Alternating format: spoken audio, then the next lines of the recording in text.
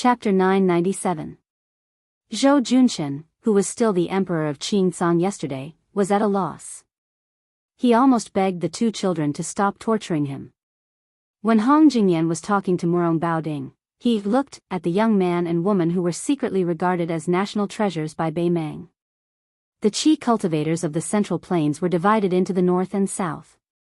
The south was led by the Guanyin sect in the South Sea. The north was concentrated in the imperial astronomer.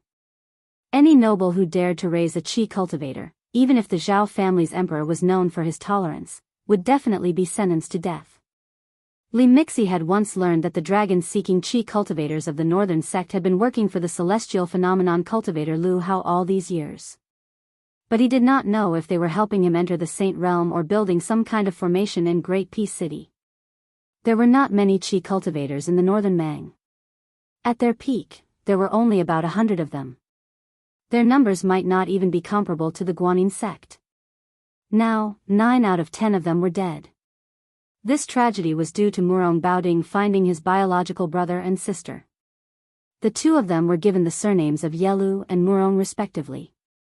One was called Yelu Kaiyin, while the other was called Murong Kaiyang. They were the living knife gui bait recorded in the secret manual of the qi cultivators. It was said that if one ate one of the two, they could either enter the heavens or the underworld. However, Murong Baoding had never believed in such things. At that time, he had offered it to his sister, the Empress of the Northern Mang. The latter had also scoffed at the Taoist talk of immortality and ascension. As for the ownership of the brother and sister, she had jokingly said to his younger brother, "If you don't take what is given to you by the heavens, you will suffer a calamity instead."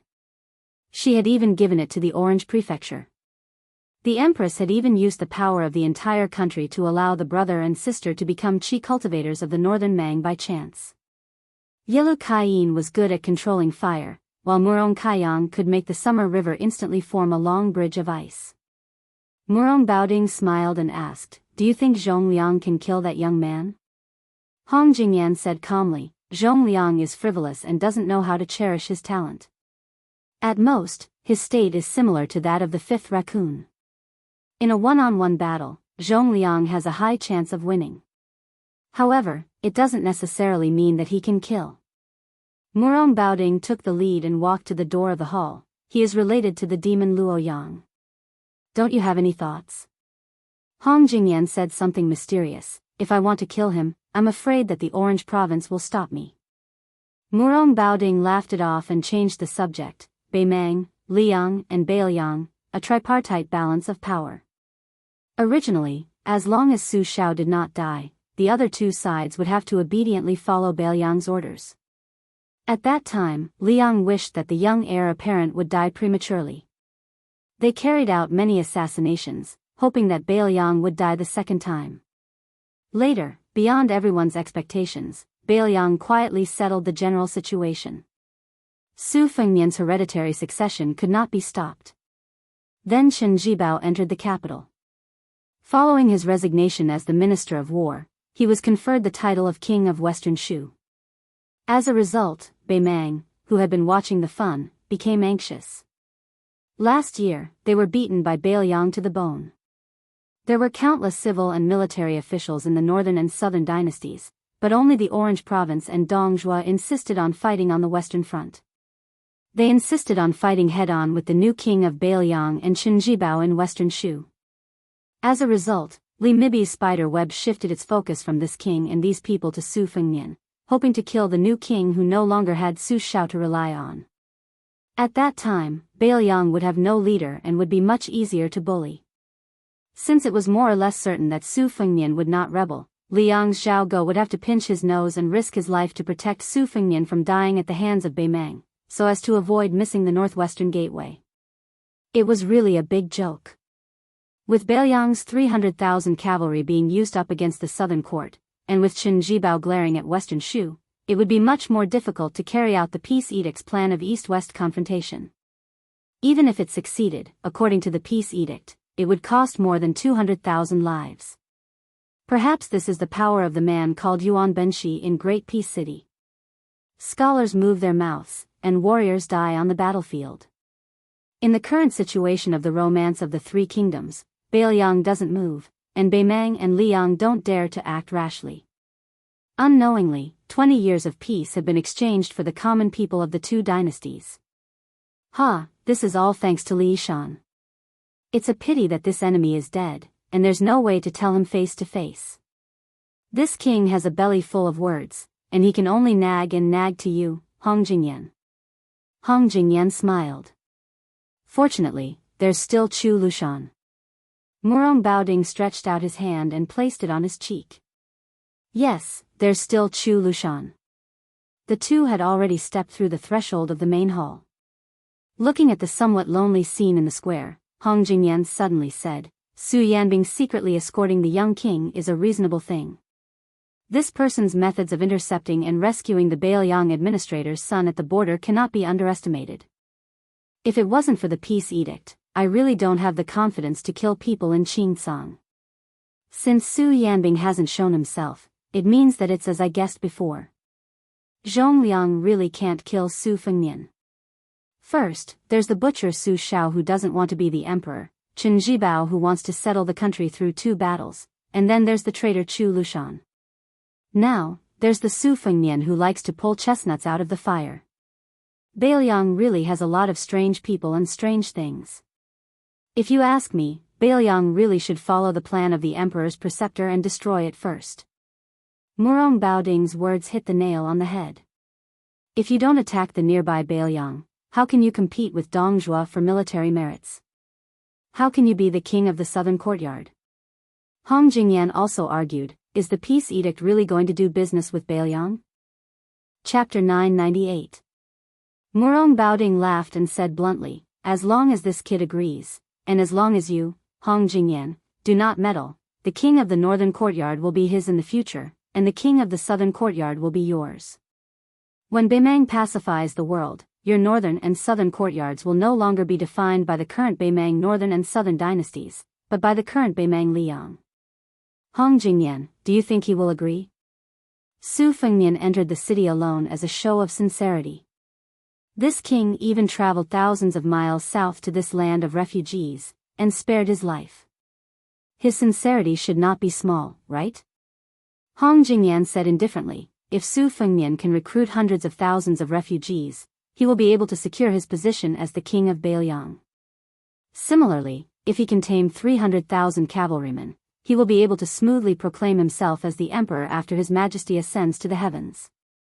But before that, if I go against his majesty, not only will I lose the Ruran military power that I just obtained, but I will also follow in Luo Yang's footsteps and be hunted down.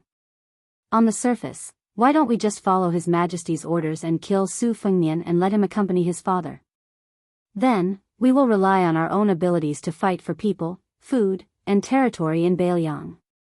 When the time comes, whoever can destroy Western Shu will be crowned as the king. Murong Baoding interrupted Hong Jingyan's words and sneered, that old woman won't be able to live for much longer. You know very well just how much the Yelu clan, the previous ruler of the northern Mang, hates her. If you don't let me take over, the Murong clan will have to take the risk of the Yelu clan digging up my ancestral graves. The old woman is very wary of this younger brother of Ben Wang, so of course she will have a plan after her death. But when a person dies, politics dies, just like a lamp that goes out. Without her protection, and with Ben Wang's illegitimate son, Li Mibi is destined to die miserably. If Tuoba Bodhisattva wants to kill this king, unless this king fights him one-on-one. Otherwise, with his ability to lead troops, this king will definitely lose in a battle of 100,000 against 100,000. But above 200,000, he will definitely die. This king and Zhong Shintong are in secret collusion. Almost everyone in Beimang knows about this fact. As the ruler of a country, what can that old woman do to the Zhong family? The Zhong family was not like the Su family. They were ruffians who rebelled whenever they wanted. This is also the reason why he is willing to look at the Su family in Bailiang. The chess and sword music schools, Gong Luzi, was silent. The changes in the square and the palace were overwhelming. It was completely beyond the imagination of Queen Yu Ruru and Mao Gu. First, Minister Tang died in the hands of Su, even though he had a talisman array. Then, Second Minister Liang Zhong was extraordinarily powerful. He only used an ordinary iron spear to make the young king bleed. What happened next was even more confusing. After the third minister of offerings from southern borders showed up, he did not rush to join hands with the second minister. He just casually took out a brocade pouch from his sleeve with his dark purple fingers. Then, he waved his sleeve and rolled up the peach blossoms that filled the sky, including the second minister. As a result, the 2 rows of peach trees under the palace wall became dead trees. At that time, Mao Bishan and Gu Feiqing knew that the essence of the talisman array was not the 2 aggressive talisman swords, but the inconspicuous poisonous peach blossoms. Mao Bishan had already fled. Gu Feiqing, who had always been loyal to the residents of Dragon King, did not care about etiquette. He held his breath and threw the queen outside. He risked his life to close the palace door, but just after a few steps, black blood flowed out of his chi orifice and he died. Southern Border had an immortal Gu that specialized in killing immortals. This immortal was naturally not an unfettered land immortal, but one of the 3 realms of first rank. However, it was similar to many moves in the pugilistic world that were powerful but could not withstand a single blow. Although the peach blossom immortal Gu of the third minister was not vulgar, it could not take the life of the demon. Instead, it was nailed to the palace wall by Zhong Liang.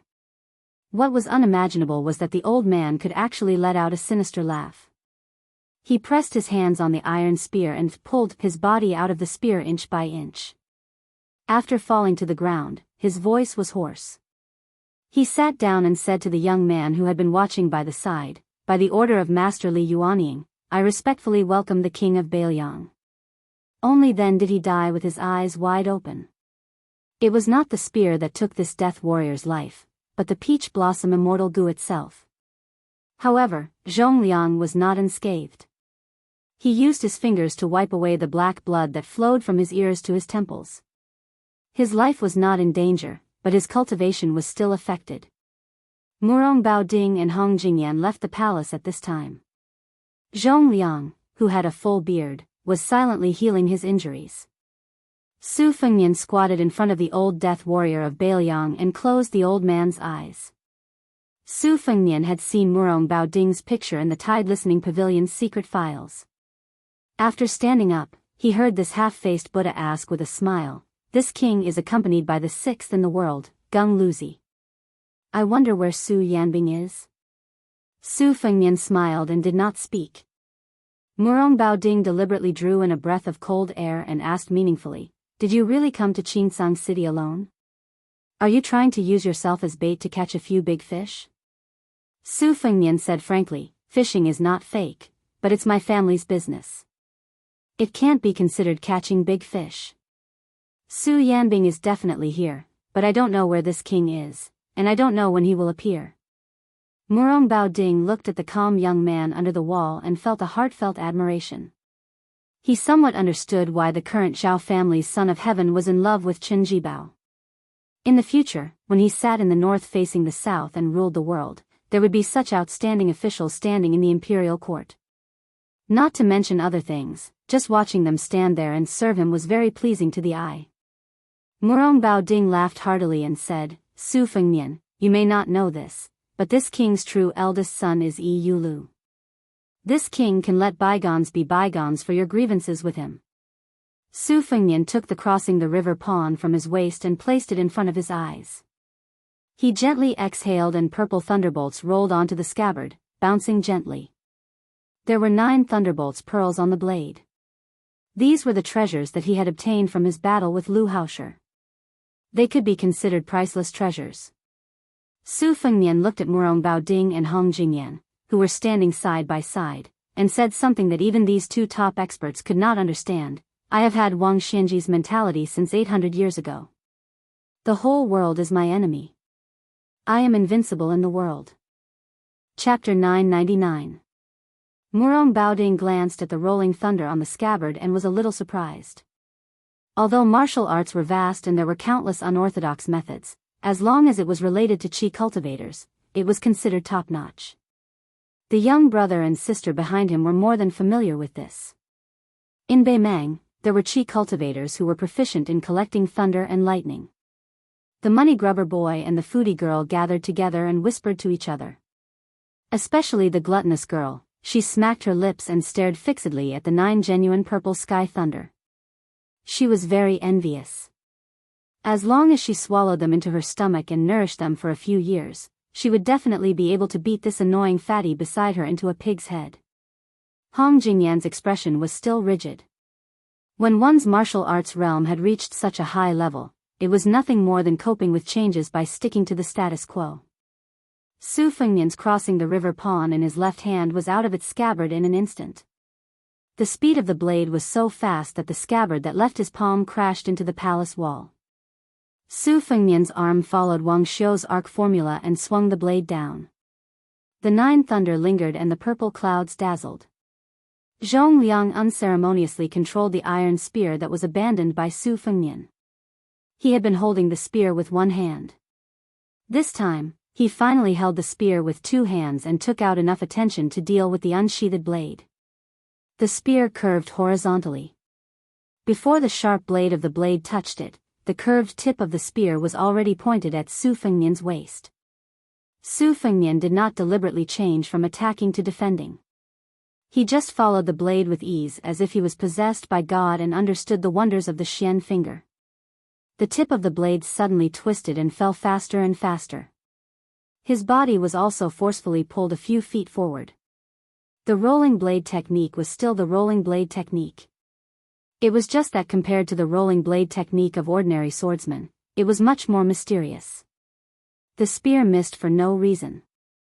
Zhong Liang's eyes lit up.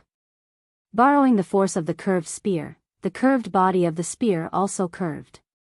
In the eyes of others, one person was following the blade and the other person was unwilling to fall behind. Therefore, the person followed the spear. At first, Murong Baoding had a smile in his eyes. He did not think highly of the kid's rolling blade technique. However, when he saw that Su Fengnian's bladesmanship seemed to be disorderly, but it was just right. Every blade was chopped 4 feet away from Zhong Liang's face. This somewhat surprised half-faced Buddha. Zhong Liang, who kept dodging, frowned. He was not angry that this kid was taking revenge on him for pointing the tip of the spear at his glabella. It was because he had never heard of such a ridiculous rolling blade technique. Of course, Zhong Liang did not know that there was an old swordsman from East Yu named Song Nianqing. When he went out in Jianghu for the last time, he had 14 swords and 14 moves. The only sword with a sword tassel was called Zhao Dan, which meant that he was carrying a lamp to illuminate the mountains and rivers. It was such a walking sword that he walked all the way to the side of the white-robed Luo Yang. Every time Su Fengnian's rolling blade finger, a purple thunder was suspended. After 9 times, he suddenly clenched his right hand. There were 9 flying swords hidden in the 9 thunder, which condensed into a formation and trapped Zhong Liang. Su Fengnian did not look at how the breeding demon was going to deal with it.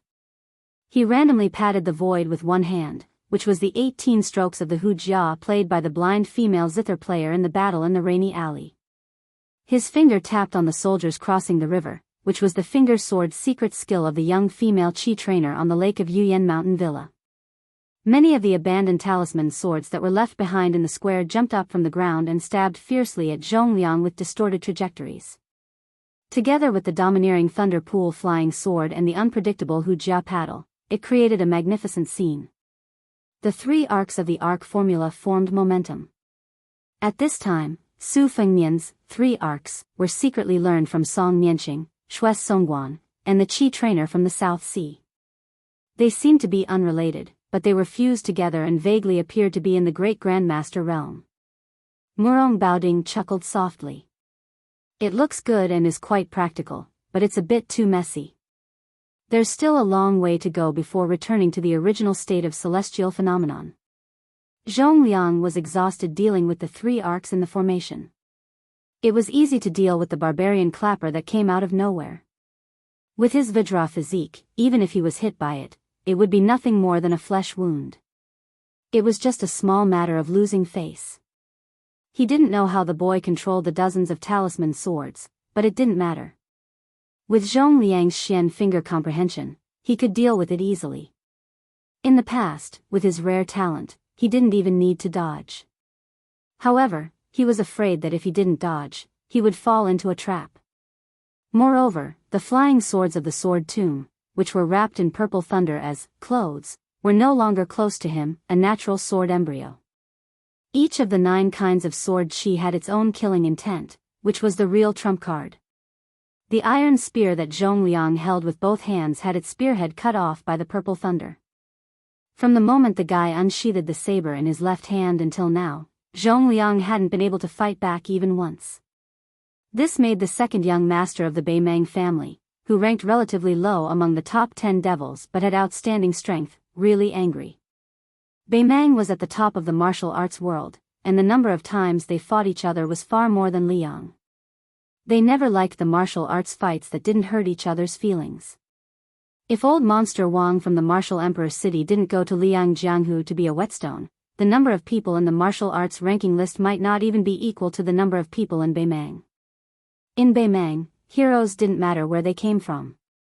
Many people were nameless one day, and the next day, they became the distinguished guests of the general. Zhong Liang didn't rely on his identity as Zhong Shintong's younger brother to stand out in Beimang's Jianghu. He relied on being hunted and being hunted again and again. When he was young, he provoked the Dragon King, who was also one of the top 10 devils, and was hunted for nearly a month. It was because of that escape that made Zhong Liang finally become a level 1 master. The reason why Zhong Liang deliberately showed mercy before was not only because he wanted to humiliate the young king, but also because he couldn't stand the kid's attitude of not taking out his saber when he practiced. How dare he put on airs in front of Zhong Liang? Only now did he know that the young king of Beiliang had learned a variety of skills and was not inferior to him at all.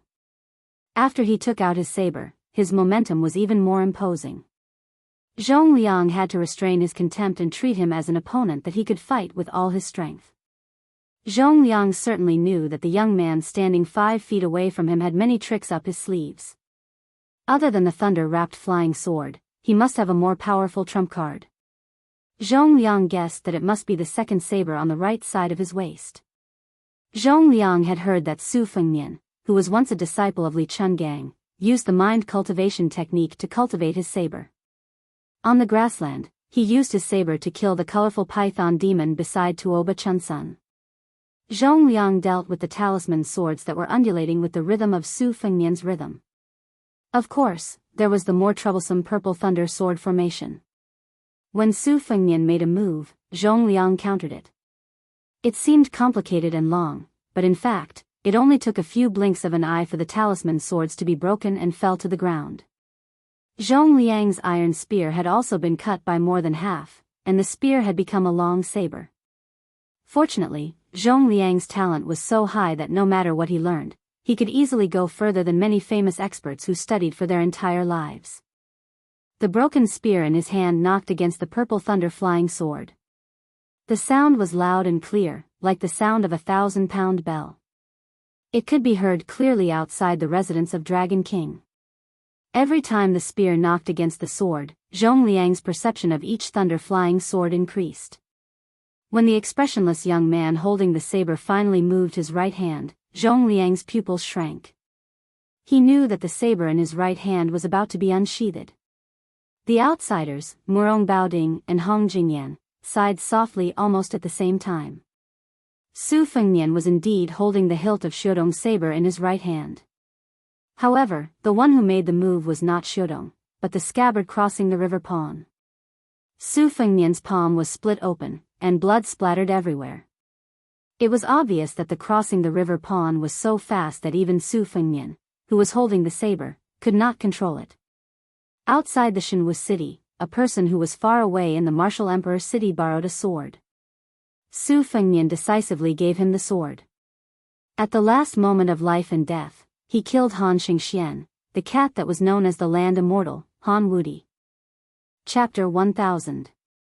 This time, Su Fengnian returned the sword to the old man surnamed Sui. This time, he returned the scabbard to the soldier who had crossed the river. Otherwise, with Su Fengnian's spiritual foundation, he would have been able to cultivate the one-sleeve azure dragon. He would not have only used the rolling knife technique, which was born from Song Nianqing's shining guts sword technique, to fight against Zhong Liang. Everything was just an extremely sinister smokescreen to pave the way for returning the sword. In the soul-stirring trap outside the Shenwu city, the famous sword spring and autumn was only a foot away from the human cat's heart. The further the person who borrowed the sword was, the more powerful it would be. However, Zhong Liang was not the mysterious celestial phenomenon of death Han Xingxian. This time, when the sword returned to the scabbard, it still directly penetrated the chest of this Beimang demon. It was just that he did not die on the spot. The third consecrator pulled out the iron spear with his body forward. Zhong Liang directly passed through the scabbard of the soldier who had crossed the river and crashed into the palace wall to escape. Su Fengnian did not chase after him. He only looked at the dead Bailiang spy sitting on the ground. It could be considered that he had avenged the old man's hatred for the spear. Murong Baoding said regretfully, with Zhong Liang's ability, he should have fought with all his strength from the beginning. How could he be in such a difficult situation? His talent is really high. Before Luo Yang, he was the fastest person in Beimang to enter the Finger Mysterious Realm from the Vajra realm. He was even faster than Li Chungang from Liang. This is a great thing, but also a great thing. The Vajra realm is naturally not as invulnerable as other martial artists who have been stuck in this realm for many years. Zhong Liang was lucky that as the immortal sword embryo, he was able to sense the danger before the scabbard blade from the sword way pierced his heart. This was why he was able to avoid the fate of being stabbed to the heart. Unfortunately, he was lucky enough to avoid this blade. However, he could not avoid Su Yanbing, who came with the instant spear. Hong Jingyan hesitated and was about to step forward. Murong Baoding laughed softly. Have you thought it through? Do I really have to save Zhong Liang from Su Yanbing's hands so that I can express my goodwill to this king's sister? Don't regret it. Hong Jingyan asked in return, if Hong Jingyan could hide the secret of the military edict from His Majesty, why couldn't the military edict wait for Hong Jingyan's plan before acting? Murong Baoding didn't say anything and just shook his head. The two of them parted ways. As soon as Hong Jingyan left the palace, Murong Baoding muttered to himself, if I don't dare to gamble, how can I take it? Murong Baoding raised his voice and said to Su Fengnian with a smile, this is Gung Lozi. Don't be fooled by his high cultivation level. In this king's eyes, he is far inferior to you. Just now, this king even promised to divide the king of the north and south courtyards with you. Now, it seems like he is really humiliating you, Su Fengnian.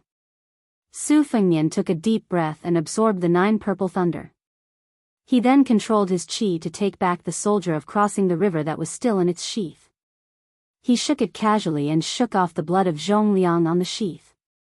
He asked with a smile, if you were to face this blade, what would the result be?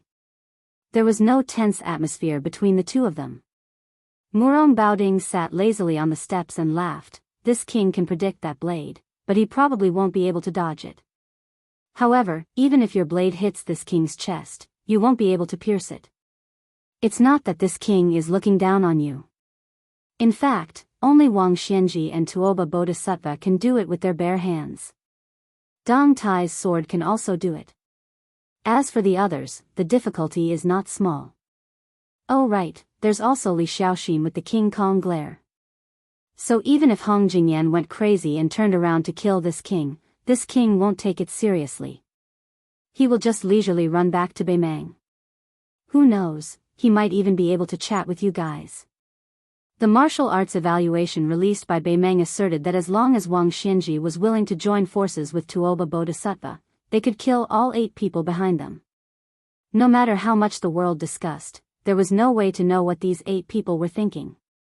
At this time, there were 2 people in the residence of Dragon King.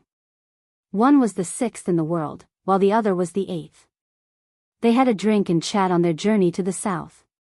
Hong Jingyan, who stood at a higher position, admitted this, but Murong Baoding denied it. However, the reason why he denied it was not because he was conceited about his cultivation, but because he felt that Dong Tai, who was going to visit immortals after borrowing the sword, would have a chance to surpass Tuoba Bodhisattva's realm and be on equal footing with Wang Xianji. Su Fengnian asked, even Su Yanbing's instant spear can't do it? Murong Baoding thought about it seriously and said, firstly, this king's true strength is unknown. Secondly, if he says that he can't do it, you will only think that he is bragging. Su Fengnian smiled and said, if Su Yanbing doesn't want to fight with you, there will naturally be someone else who will. Murong Baoding said in a low voice, no room for discussion. Do we have to fight and kill? Su Fengnian shook his head and said, when Su Shao was alive, he was too lazy to pay attention to you guys. In this life, I will not do business with Bei Mang. Murong Baoding stood up with a face full of regret. He stretched and said, it turns out that you are much more stupid than this king thought. Su Fengnian smiled and said, I'll return the same words to you. The spy leader of Qingcang was actually a pawn planted by Bei Mang. After lying to Zhou Junshan about the military situation, he had already disappeared. He said that Su Fengnian had entered the land of refugees alone and that Beiliang did not have a large army. In fact, he was only half right. Other than the young king of Beiliang, who was supposed to be the son of a rich family, there was also a mighty cavalry of 1,000 men. However, there were less than 100 men in armor. The remaining 800 to 900 men were wearing kasayas. Their bald heads were very eye-catching. It was actually a scene of a large group of monks heading west. There was only one carriage. Nearby, there was a huge black tiger running around. From time to time, it would stop and turn its head, waiting for the carriage. The cavalry on both sides were all heavily armored. Even the ignorant and inexperienced people in the land of refugees could tell at a glance that this was the Longxiang army that had destroyed 3 important towns of Bei Mang last year. They were the elites of Beiliang's elite cavalry. It was the 30,000 dragon elephant cavalry that had trampled half of Gusai state into pieces. Who in the southern court was not afraid of the black-clothed youth's invincibility? Beiliang had always been close to Buddhism, especially after the Liang imperial court destroyed Buddhism. Countless monks and monks fled to Beiliang Taoism, which seemed to be the only worry-free pure land left in the world. Then, the new king of Beiliang suddenly ordered all the monks in Liangzhou to enter the land of refugees to preach Buddhism. He also promised that there would be armored cavalry to protect them. Most of the foreign monks were afraid that they had just left the wolf's den and entered the tiger's den. For a while, they took a wait-and-see attitude. Fortunately, the king of Beiliang did not make things difficult for them. He only ordered the 600 local monks in Liangzhou to gather and head west, without any resistance. However, there were more than 300 foreign monks who still had the idea that if they did not go to hell, they would die. In addition to Liangzhou, there were also monks from Yuling and Liangzhou who set off quickly. Many monks who chose to give up the risk regretted when they learned that the Black Tiger, who had listened to the great immortal Qishuangjian's scripture, was also in the cavalry. Many monks who were familiar with the ways of the world wanted to mend the pen after the sheep were lost. They tried to secretly follow the cavalry, but they were mercilessly driven back to Liangzhou by the border cavalry.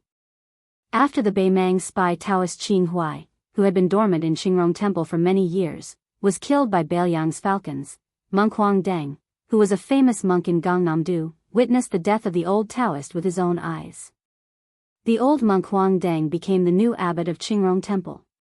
This time, the new king of Liang ordered the monks to go west to the land of refugees. The old monk Huang Deng was the first monk to take the initiative to go to Liangzhou, and he was also the most famous one among them. Therefore, monk Huang Deng was specially allowed to ride in the carriage by Beiliang, which was a great honor. However, the old monk Huang Deng seemed to be a little restless along the way. He was not an old monk who bowed in front of the powerful. Monk Huang Deng was known for his teachings in Gangnam-do. Even when facing the honorable provincial governor, he was treated the same as a peddler. The reason why the old monk Huang Deng was uncomfortable was that the younger brother of the new king of Liang was sitting in the carriage. It was Su Longxiang, who had massacred the city and killed the surrendered soldiers at the border last year. If that was all, the monk would not be so restrained. The main reason was that this prince was not barefoot and dressed in black like before. Instead, he was wrapped in an extremely strange bright red armor, revealing only his eyes. The carriage was filled with murderous intent. Monk Huang Deng, who was known for his Buddhist aura, was pitiful. Some distance away from Qingsang City, a falcon was hovering at a low altitude. Hearing the sound, the talisman armor suddenly stood up and left the carriage. The young man in armor began to run wildly. Before the red armor entered the residence of Dragon King, which was located at the westernmost position, it had smashed the entire Qingsang City in a straight line. The Great Vajra Realm against the Great Vajra Realm. Chapter 1001. As soon as Zhong Liang broke through the wall, someone immediately broke through the wall and came over. Moreover, this guy was dressed in bright red. The key point was that he looked like a very valuable family property. This made the money-grubbing young man widen his eyes in envy. He felt that if he had this outfit, he would be very impressive. The foodie girl, who was more talented than her brother, was no exception. She hid behind Murong Baoding and stuck her head out, staring intently. At this time, Murong Baoding's heart was more ridiculous than angry. Did this Su guy just use an armor to send him away? He had heard that there was a talisman general armor among the 4 grandmasters of Liyang. He was a good-for-nothing who had been skinned alive. Murong Baoding had always been prejudiced against these so-called masters who used external objects to abuse their power. He looked at Su Fengnian with a gloomy face and said, "This king has already been rejected by Hong Jingyan once. This king's patience is running out. Su Fengnian, I advise you not to take advantage of him. Be careful that you don't become the second Zhou Junshin." Su Fengnian seemed to be in a good mood. He walked to the side of the red armor and patted it here and there. He seemed to be relieved. He turned his head and smiled at half-faced Buddha. "Murong Baoding, don't think too highly of yourself. Who are you trying to scare by calling him this king? This is not Orange Province, and you haven't become the Emperor of Beimang. As for me, thanks to my father, I've seen the Emperor of Liyang, the Empress of Beimang, and the vassal kings of Liyang. I've also seen many of the top 10 people in the world who are better than you in the martial arts evaluation. They don't seem to be as arrogant as you. Therefore, you should speak as arrogantly as you can." Murong Baoding put on a fake smile and twitched his lips, revealing a strong murderous intent. Talisman General Su Longxiang looked at his brother. The latter nodded, indicating that he should play freely. Since One Cut Willow was Murong Baoding's illegitimate son, he should treat it as the father paying the son's debt. Su Longxiang turned to face Murong Baoding. He didn't know if it was because of the talisman armor's tight concealment or if it was just a bluff, but Murong Baoding didn't feel any abundant chi flow. This made the governor, who had high vision, very puzzled. Where did Su Fengnian come up with such a joke? Wasn't he afraid of disgrace? Murong Baoding only knew that Su Zhao's youngest son was born with a Vajra. He was barefoot and dressed in black. He led the cavalry of Dragon and Elephant and bullied the 3 military towns of Gentleman's Hall. They were like 3 virgins who had no power to fight back. His son's exquisite murderous sword chi couldn't kill him. Naturally, the governor of Orange Province didn't expect that Su Fengnian would make an unnecessary move and let his younger brother wear the talisman general red armor. Su Longxiang's 5 fingers stretched and clenched into a fist. His body moved and he instantly punched Murong Baoding's chest. The chi flow was vast and mighty, and the square shook. Although Murong Baoding's body only swayed slightly and seemed to be motionless, the invisible mirror between Su Longxiang and the governor rippled violently. The 2 palace walls on the edge of the mirror were torn apart, and the peach trees near the foot of the wall were crushed into powder in an instant. Murong Baoding stretched out his hand and rubbed Murong Caiyang's head behind him. The girl knew the severity of the situation and immediately retreated to the throne room with Yelu Kaiyin. After Su Longxiang punched, his body swept back and returned to his original position. He crossed his arms over his chest. This posture clearly showed that he wanted Murong Baoding to punch him back. He didn't dodge. Murong Baoding said, "Oh, so it's Huang Man from the Su family who was born with divine strength. No wonder, no wonder." Su Fengnian gently slapped Huang Man's head and laughed angrily. "He's the 8th most powerful person in the world, Murong half-faced Buddha. Why are you being so polite with him? 1 punch each." treat it as playing house and beat him up with all your might. This guy's ranking isn't high among the 10, but his ability to take a beating is outstanding. His killing power isn't good, and he's much worse than Dong Tai and Han Xingxian. If it were any other of the 10 most powerful people in the world, I wouldn't be at ease. But since it's Murong Baoding, it doesn't matter. Brother can verify if there are any flaws in the talisman armor that the Mo family's great son carefully crafted. Su Fengmian looked at Huang Man's eyes and glared, "You're not allowed to take off your armor." Murong Baoding walked down the steps and mocked himself, "You two brothers really don't take this king seriously." Su Fengmian covered his hands with his sleeves and hid far away at the foot of the wall. He squatted beside the old consecrator's corpse. Murong Baoding didn't finish walking down the steps. He tapped the ground with the tip of his foot and casually pushed Su Longxiang's head, which was covered with the talisman armor. Su Longxiang was sent flying. Not only did he smash through the palace gate, there was also a deafening shattering sound coming from the other side of the city gate. Murong Baoding's body was suspended in the air for a moment before he floated down like a feather landing on the ground.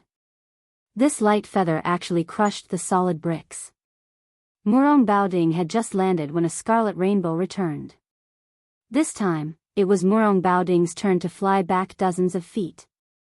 In the blink of an eye, Murong Baoding took a step forward and punched out with his left fist.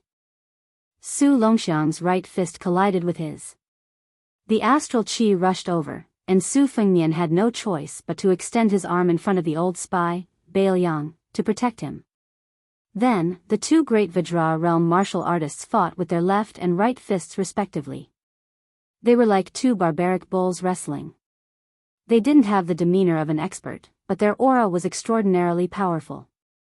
Murong Baoding roared angrily. His entire face was glowing with golden light. He pushed Su Longxiang a few feet away and kicked him. His expression couldn't be seen clearly. Su Longxiang bent down and wrapped his hands around the leg of the half-faced Buddha. He twisted his waist and forcefully pulled Murong Baoding out of the ground like a radish. He spun one round and threw it out, smashing half of the palace wall. Su Longxiang leaped up and stomped on Murong Baoding's head. The latter slapped with one hand, and his body was like a tornado. He whipped his leg and smashed Su Longxiang into the palace wall on Su Fengmian's side. Just like that, the two palace walls were destroyed in half. Su Longxiang stood up from the dust and slapped his palm on the chest of the talisman armor. His chi flowed in layers and dispelled the accumulated dust on the talisman armor. The red armor was still bright and didn't have any flaws. Su Fengmian grinned happily. For the past half a year, the group of old men in the machinery bureau was only one step away from being forced to hang themselves by him. Even the two great masters of Mo, who used to be easy to talk to, didn't give him any face.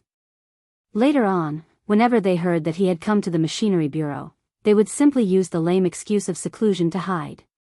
Otherwise, they would say that they were old and their backs were sore and their legs were cramping. Su Fengmian just had to shamelessly argue with these old men to see who was more shameless.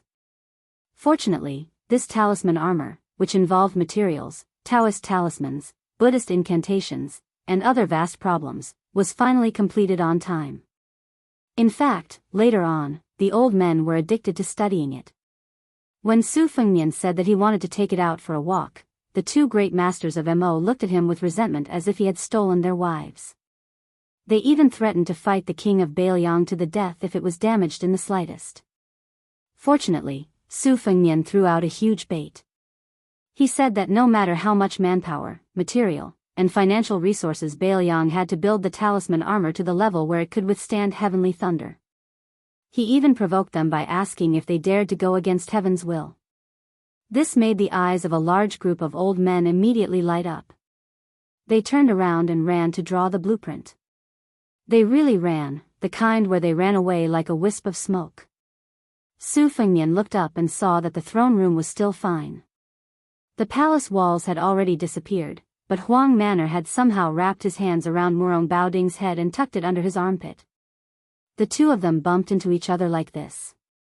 After they bumped into the palace walls, they went to find trouble with the palace walls. Su Fengmian returned the favor. After he broke free, he grabbed Huang Manor's ankle and used the talisman armor as a knife to cut rice paper, cutting a gully in the middle of the palace walls. Huang Manor did not fall behind. He stepped on Murong Baoding's chest in the air and kicked the half-faced Buddha, who was known as the immovable wisdom king, to stagger. Then, the two of them began to fight back and forth, punching each other's heads. After each punch, the talisman armor and the half-faced Buddha were unharmed, but the ground under their feet cracked inch by inch. Huang Manor was still fine. He had the talisman armor on him, so he did not appear to be in a difficult situation. However, Murong Baoding's clothes were already in rags and he looked like an old beggar. He did not have the slightest bit of the bearing of a Beimang military commander. Chapter 1002. Murong Baoding casually picked up an iron spear from the square and smashed it into the talisman armor's waist. The talisman armor was fine, but the iron spear shattered from head to tail. There were still many iron spears on the ground, but they were all picked up by Murong Baoding. During this time, 2 iron spears were aimed at Huang Manor's eyes, but they didn't succeed. The iron spears that were supposed to shatter were also shattered. Without the palace walls blocking his view, Su Fengnian's line of sight was still quite wide. When he saw this scene, he couldn't help but tremble with fear. He had intentionally looked down on Murong Baoding, who was the 8th most powerful person in the world. However, the half-faced Buddha's methods weren't as powerful as the other 9 people's. However, that was only when compared to Wang Xianji, Tuoba Bodhisattva, and Deng Tai Yi. It didn't mean that Murong Baoding was a coward who only knew how to take a beating. The half-faced Buddha's punches and kicks weren't as powerful as Huang Manor's. If it were an ordinary martial artist in the Vajra realm, they would have been beaten to a pulp. Su Fengnian could see that the ingenuity of the half-faced Buddha's attack was that after a punch, there would still be a lingering effect on the opponent's body. The essence of willow sword chi was able to grow a willow. It was most likely born from this. Therefore, after more than 100 punches from Murong Baoding, how heavy would the chi accumulated on Huang Manor's talisman armor be? Therefore, when Huang Man was pushed to the wall by Murong Baoding, before the talisman armor could touch the wall, a huge hole was blasted in the wall by the red armor's crazy chi. Murong Baoding looked at the red armor who stood up from the collapsed ruins and let out a long sigh. Their clan had the custom of worshipping Buddha. When Murong Baoding was young, he liked to follow his elders to the temples to worship Buddha. Moreover, he would often raise his head to look at those gilded Buddhas, and he would often look at them for several hours. As he grew older, especially after the Murong Empress usurped the throne, the Murong clan became extremely honored. Murong Baoding did not neglect to focus on practicing martial arts and learning the art of war. Whenever he had free time, he would travel and visit famous temples to look at Buddha.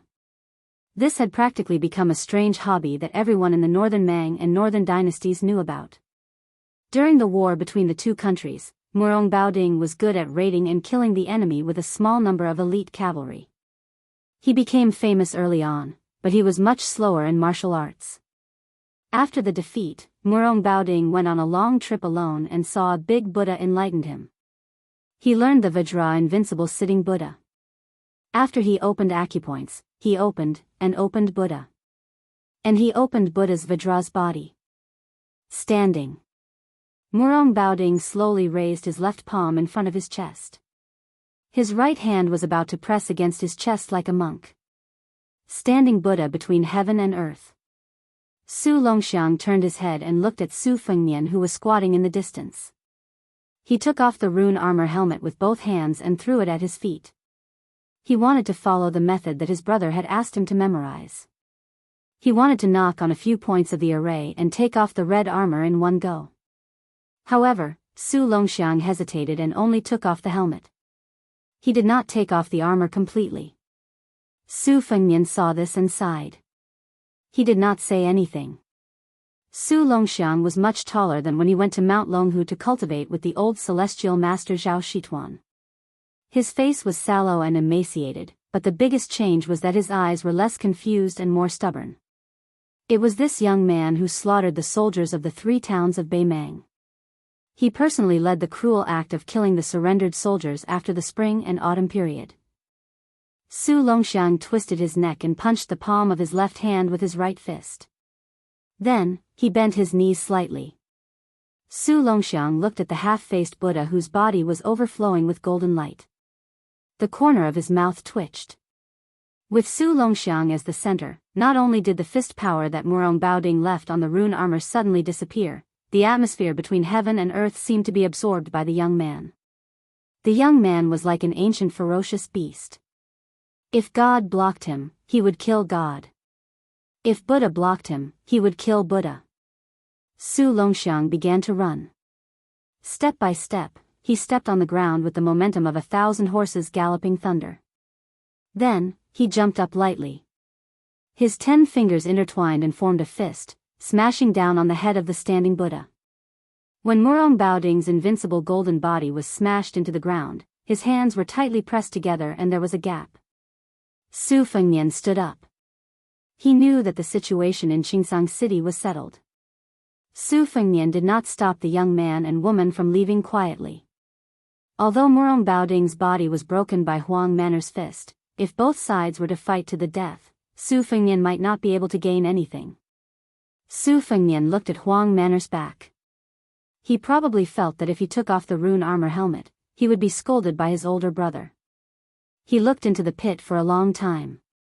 When Su Fengnian did not appear, he ran to squat down and put on the helmet.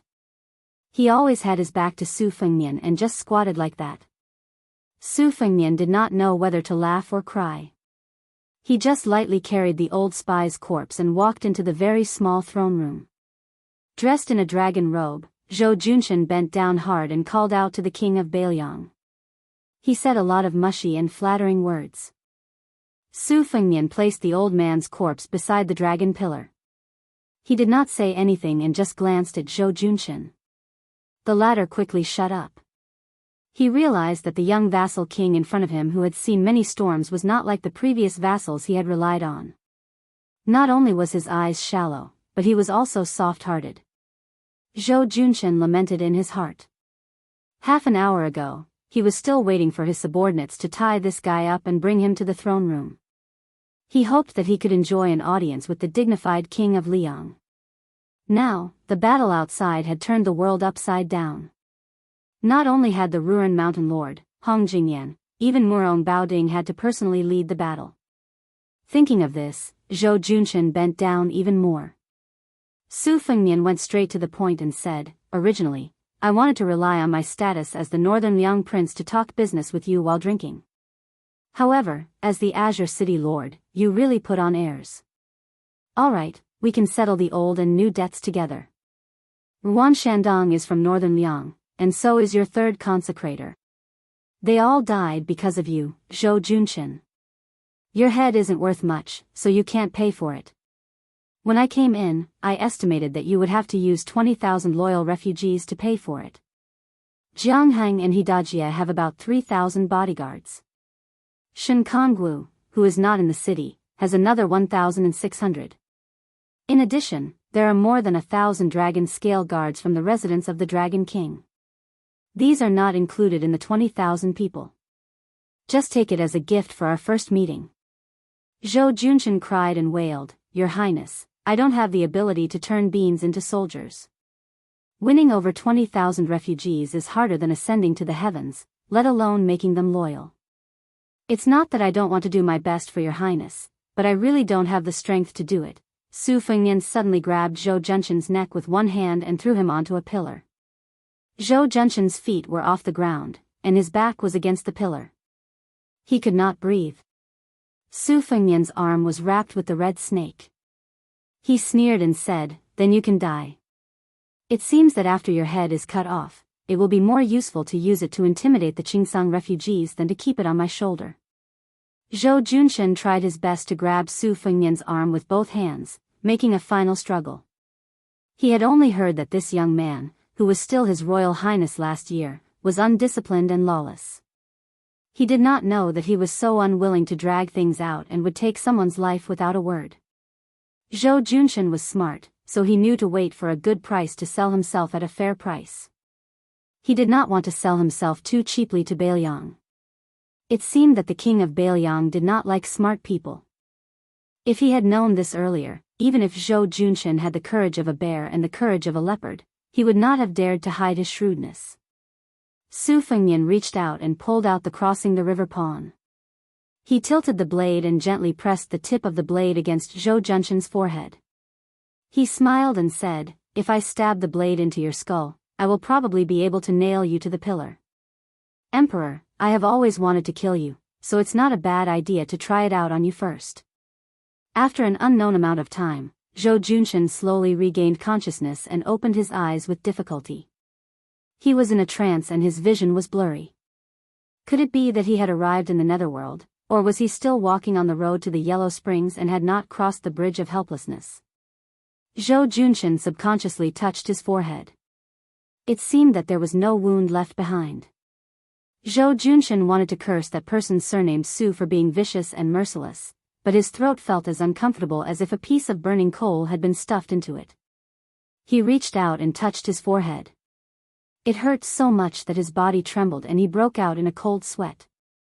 He suddenly opened his eyes wide and raised his head.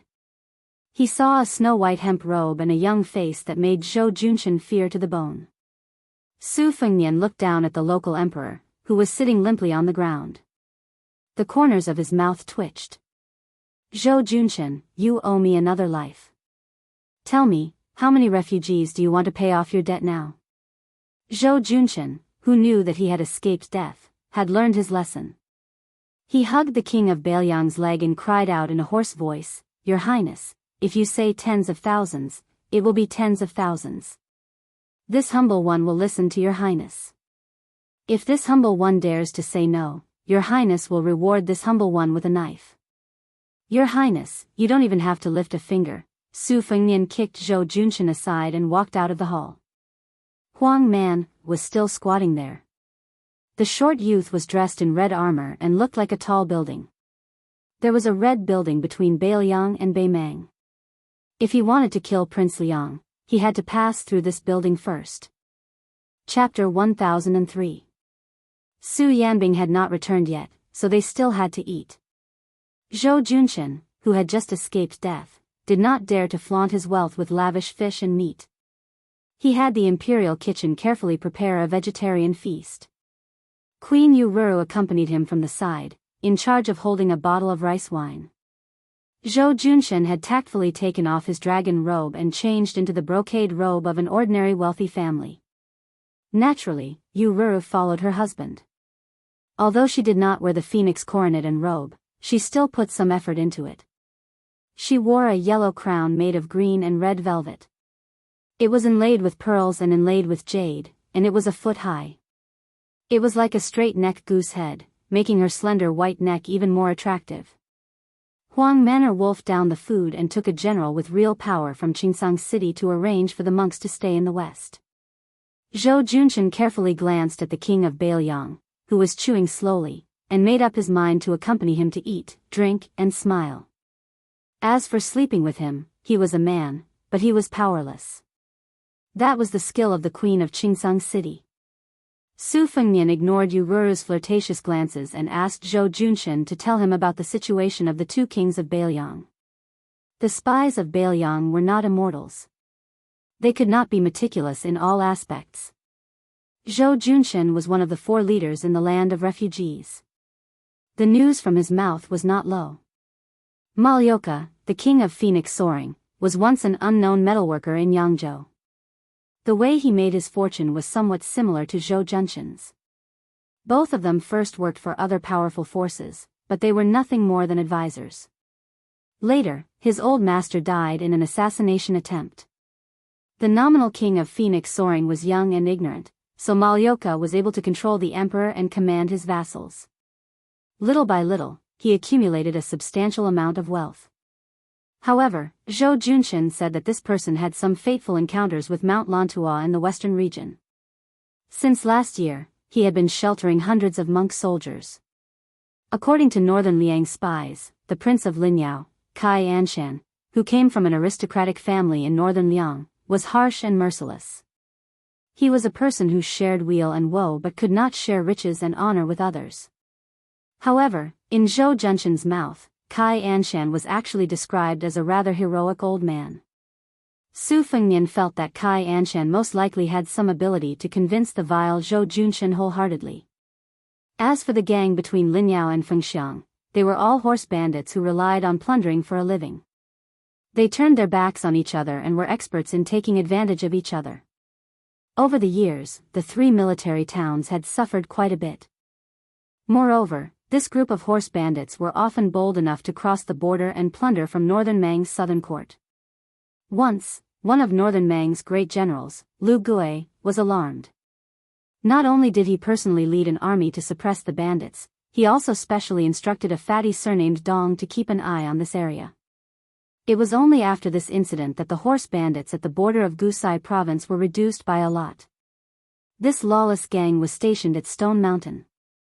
Zhou Junshan said that the gang leader was a coquettish woman in the prime of her youth.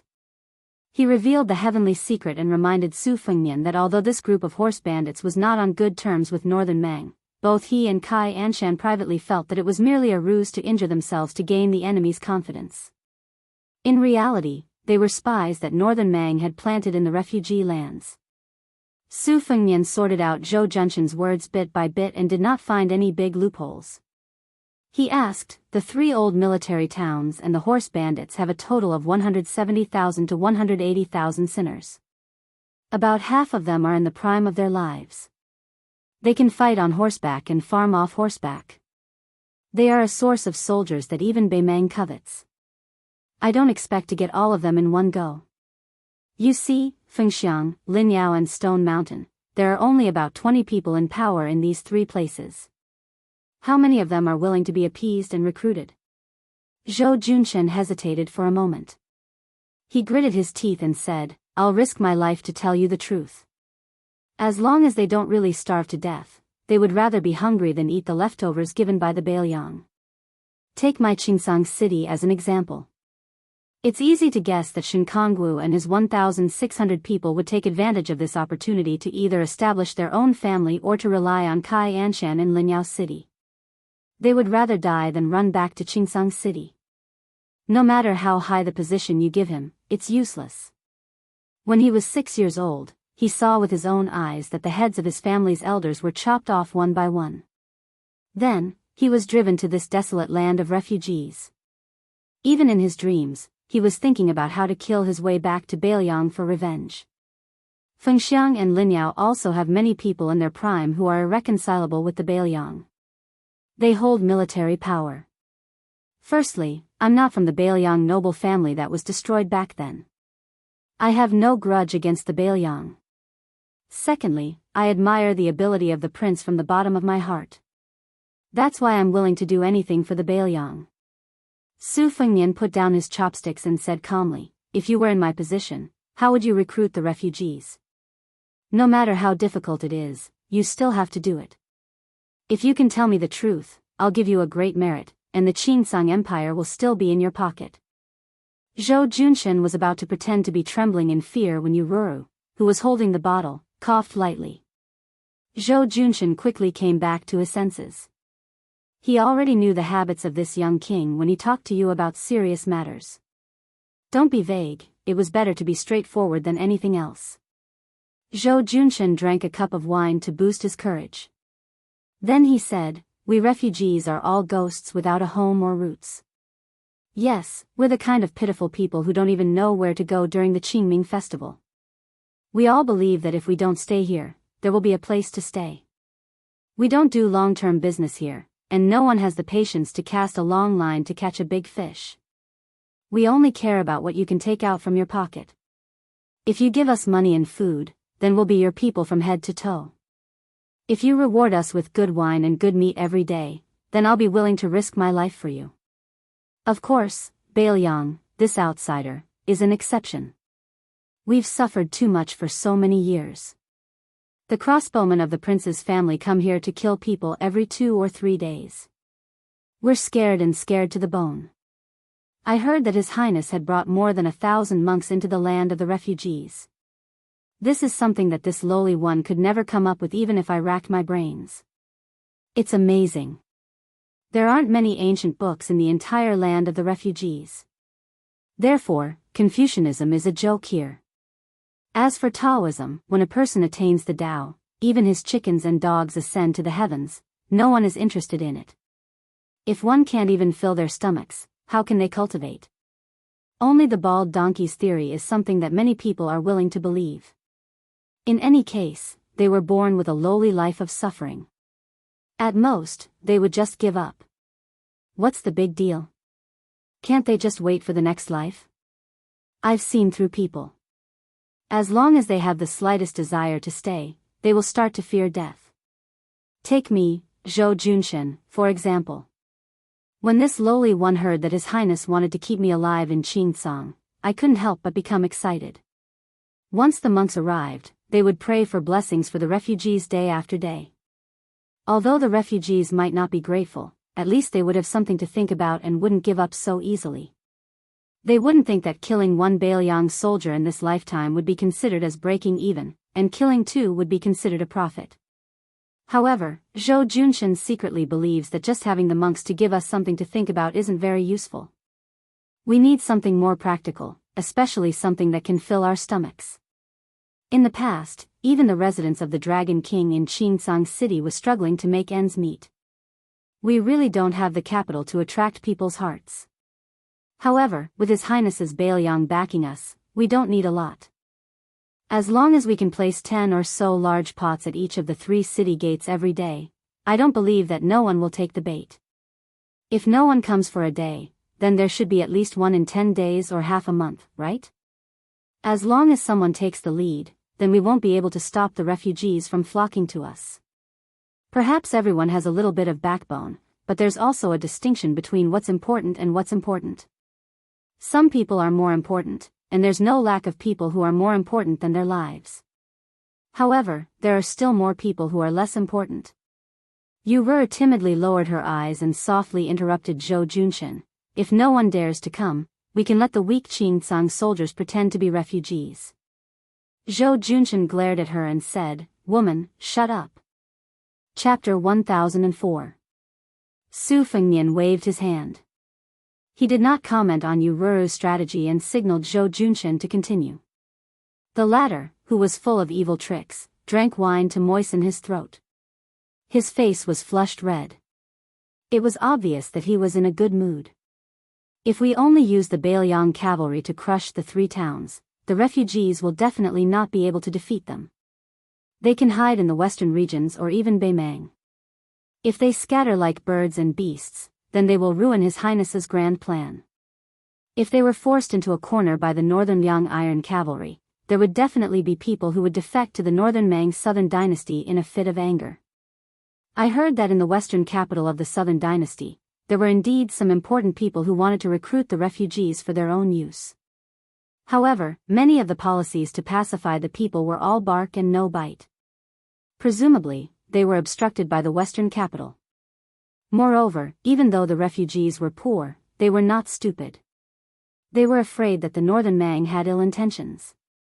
Once they boarded the Southern Dynasty's pirate ship, they would be ordered to fight to the death with the Northern Liang Iron Cavalry. Compared to Zhou Junshen, the refugees in the Southern Dynasty had a bellyful of evil tricks. Internal strife, the ability to harm one's own people. These people who joined the Northern Mang slaves of 2 surnames are all carrying the experience slowly accumulated by generations of old ancestors for hundreds and thousands of years. Aren't the history books tirelessly teaching the scholars of the younger generation how to kill without shedding blood? Su Fengnian had a new level of respect for him. He smiled pleasantly and said, "Don't be sentimental.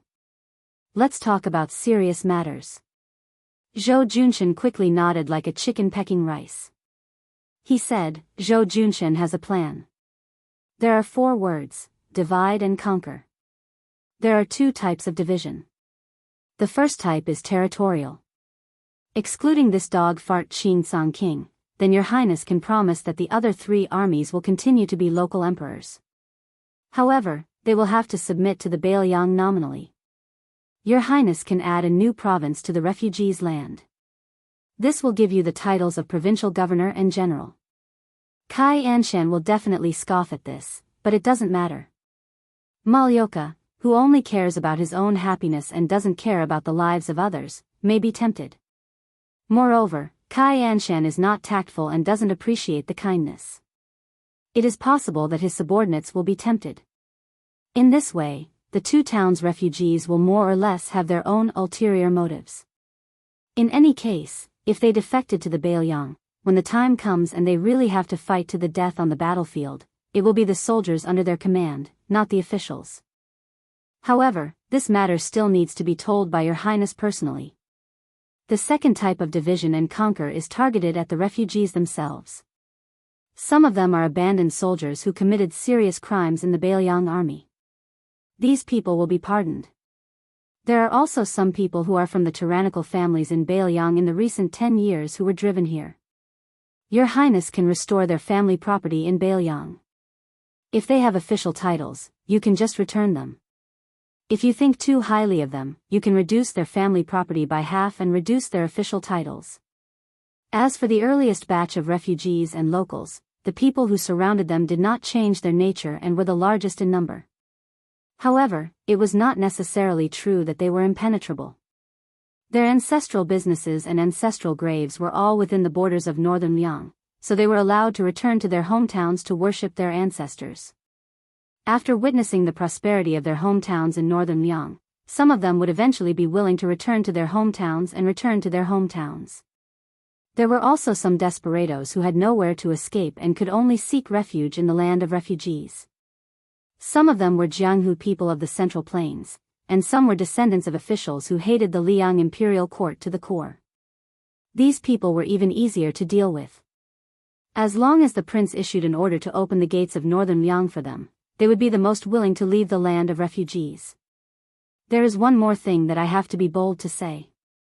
Your Highness has great ambitions and no one can match you. Therefore, Bailiang will definitely be able to take in the hundreds of thousands of refugees. However, your table manners will have to be better. How can you do that? Once the sinners from the three towns are recruited, for example, they will not be in a rush to join the border army and instead be sent to the relatively stable Lingzhou. However, their salary can be very low, much lower than the border army and even the Lingzhou army. Once they have integrated into Bailiang, they are originally people who can't stand loneliness and most of them don't have anything to worry about. At that time, they will probably start thinking about going to the border to obtain military merits. I've gone too far. Prince, please don't blame me. This lowly one will speak a bit more closely. If you want to succeed by dividing and ruling, it is nothing more than the method of combining kindness and might that all those in power since the ancient times are fond of using.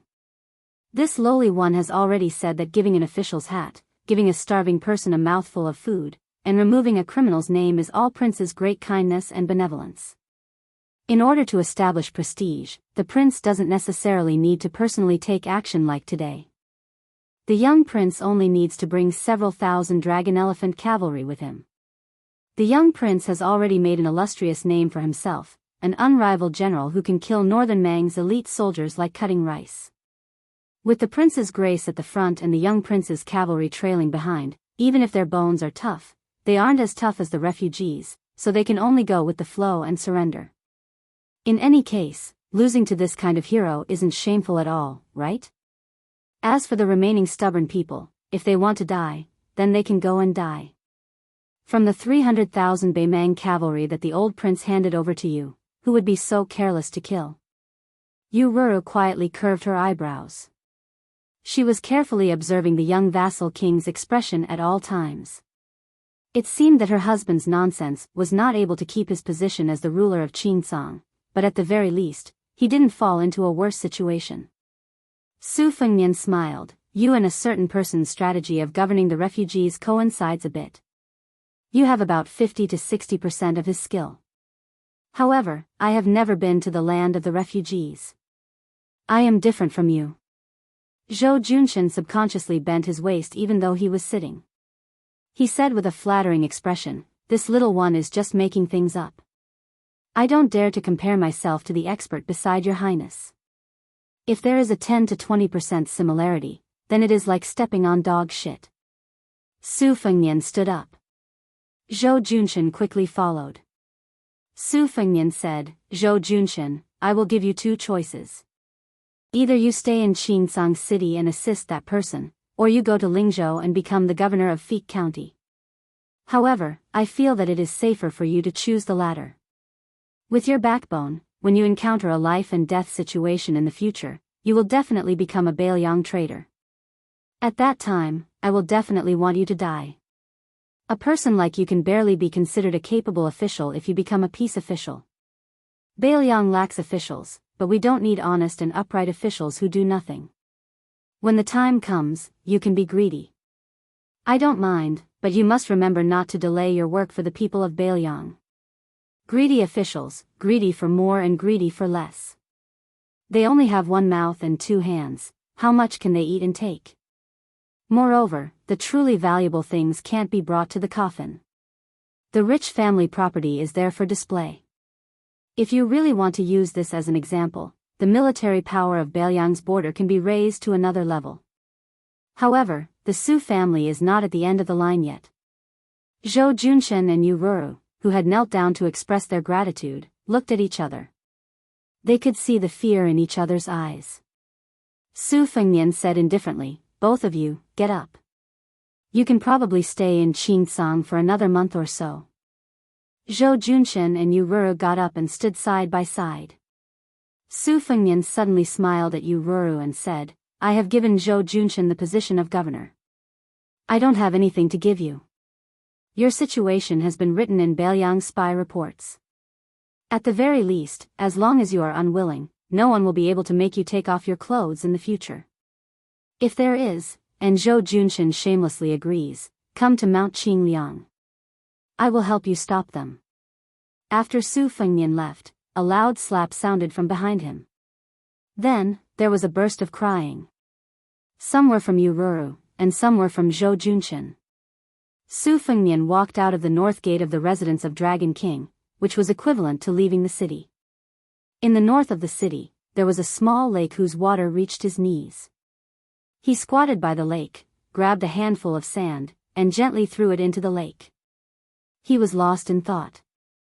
Actually, according to Chen Shiliang's original plan, the first thing he wanted to do was to use 20,000 cavalrymen to bathe Qingsang City in blood. He wanted to kill everyone around Qingsang City. Only then would he talk about the favor. Malyoka's soldier monks were actually a deal between Su Fengnian and the six-pearl bodhisattva of Mount Lantua. Of course, Malyoka did not know the inside story. If the female Dharmaraja of the esoteric sect wanted to be the master of Mount Lantua, she would have to join forces with the Su family of Bailiang. Su Fengnian would then use this opportunity to control the vast area of the western region. Of course, there was also an urgent need, which was to form a military situation that would suppress hundreds of thousands of refugees from east to west. Then, he would send tens of thousands of light cavalrymen to the north and south borders to prevent the refugees from escaping. In fact, the refugees in this huge pocket would either surrender or die. Beimang's southern dynasty deliberately spread rumors that Su Zhao's last words were to bury the refugees with him before his death. Before Li Yishan died, he left behind a simple and comprehensive brocade pouch. Chen Shiliang's vicious strategy happened to coincide with it. However, in Su Fengnian, he knew that his master felt guilty towards these refugees who lost their homes because of him. It was just that he never said it out loud. Instead, he wrote it down on the tip of his pen. His master died without a grave and his ashes were scattered at the border.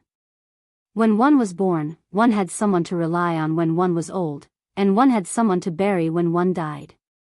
These were the three blessings of life that the withered man mentioned. The hundreds of thousands of refugees on this piece of land did not seem to be able to enjoy any of them.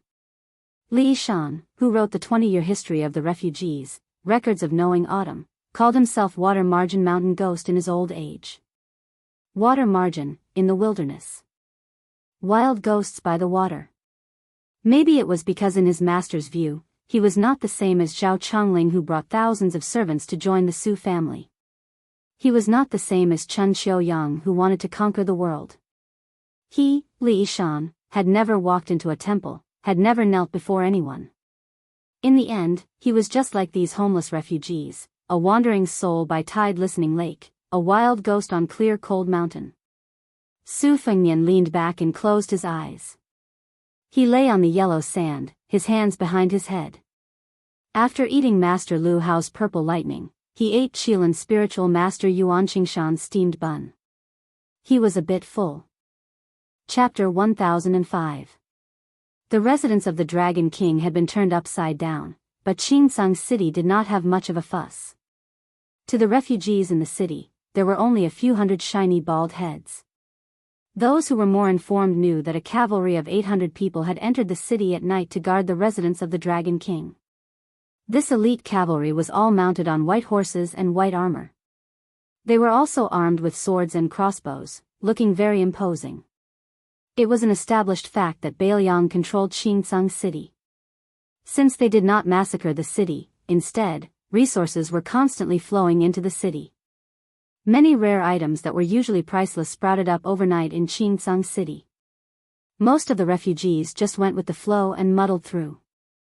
It was not that there were no refugees who left the city, but the restrictions were relaxed and there were no obstructions. After a few days, these Qingsang nobles who had some family background quietly looked on coldly. When they saw the peaceful scene in the city, they resentfully returned to the city. Other than setting up pots and delivering porridge at the city gates, the Dragon King's residence had also become the new governor's official residence. Bailiang no longer banned the transportation of salt and iron to Qingsang. Moreover, the governor had begun to set up a household register. It was said that as long as the people of Qingsang passed the inspection, they would be allowed to enter Ling Province, the richest of the 3 provinces in Bailiang, to do business. Zhou Junshen, who had no chance to wear a dragon robe in his entire life, was very happy. The king of Bailiang was very efficient in doing things. The official document signed by the governor of Bailiang, Chu Lushan and Li Gongda, had already been sent to the entire Ling province. If he didn't have to help Governor Chen clean up the mess in Qingsang City, he could have dragged his family and rushed to Huangnam County, which was the granary of Ling province. This governor was a very lucrative position. The previous governor, Song Yan, was now the king of Ling province. It was clearly a good place to get promoted and get rich. Zhou Junshen, who was a fence-sitter, was a very good person. As long as he didn't have to work hard and was given a lot of benefits, he would do his best.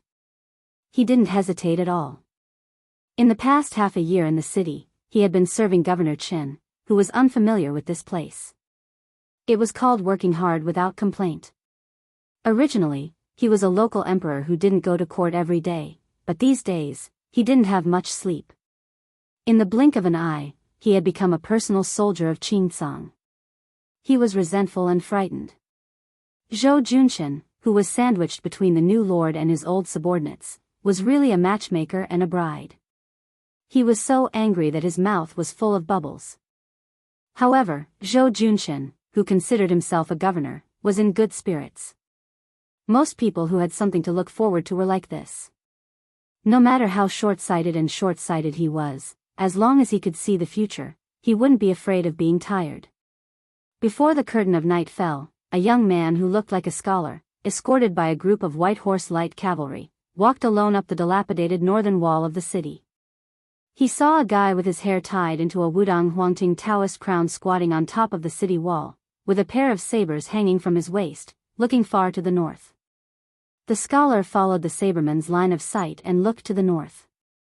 In Beimang's Gusai province, last year's one-sided battle seemed to be an unexpected and complete victory for the Bailiang cavalry, but the scholar knew very well that it only hurt Beimang, and it was far from hurting their tendons and bones. Generally speaking, the pros and cons were half. The pros were that Gusai province was crushed until it was riddled with holes, and most of the beacons and relay routes were gone. For the time being, it would be difficult for a large number of cavalry troops to move south. The cons were that Beimang had been awakened, and the generals of the southern court who had distinguished military achievements would begin to re-evaluate the military strength of both sides of Liangmang. When the curtains of the next full-scale battle began, it would be difficult for Bailiang to move north so easily like a hot knife through butter. The young man, the new governor of Qingsang City, stepped forward and said softly, "Greetings, King of Bailiang." Su Fengnian turned his head and smiled.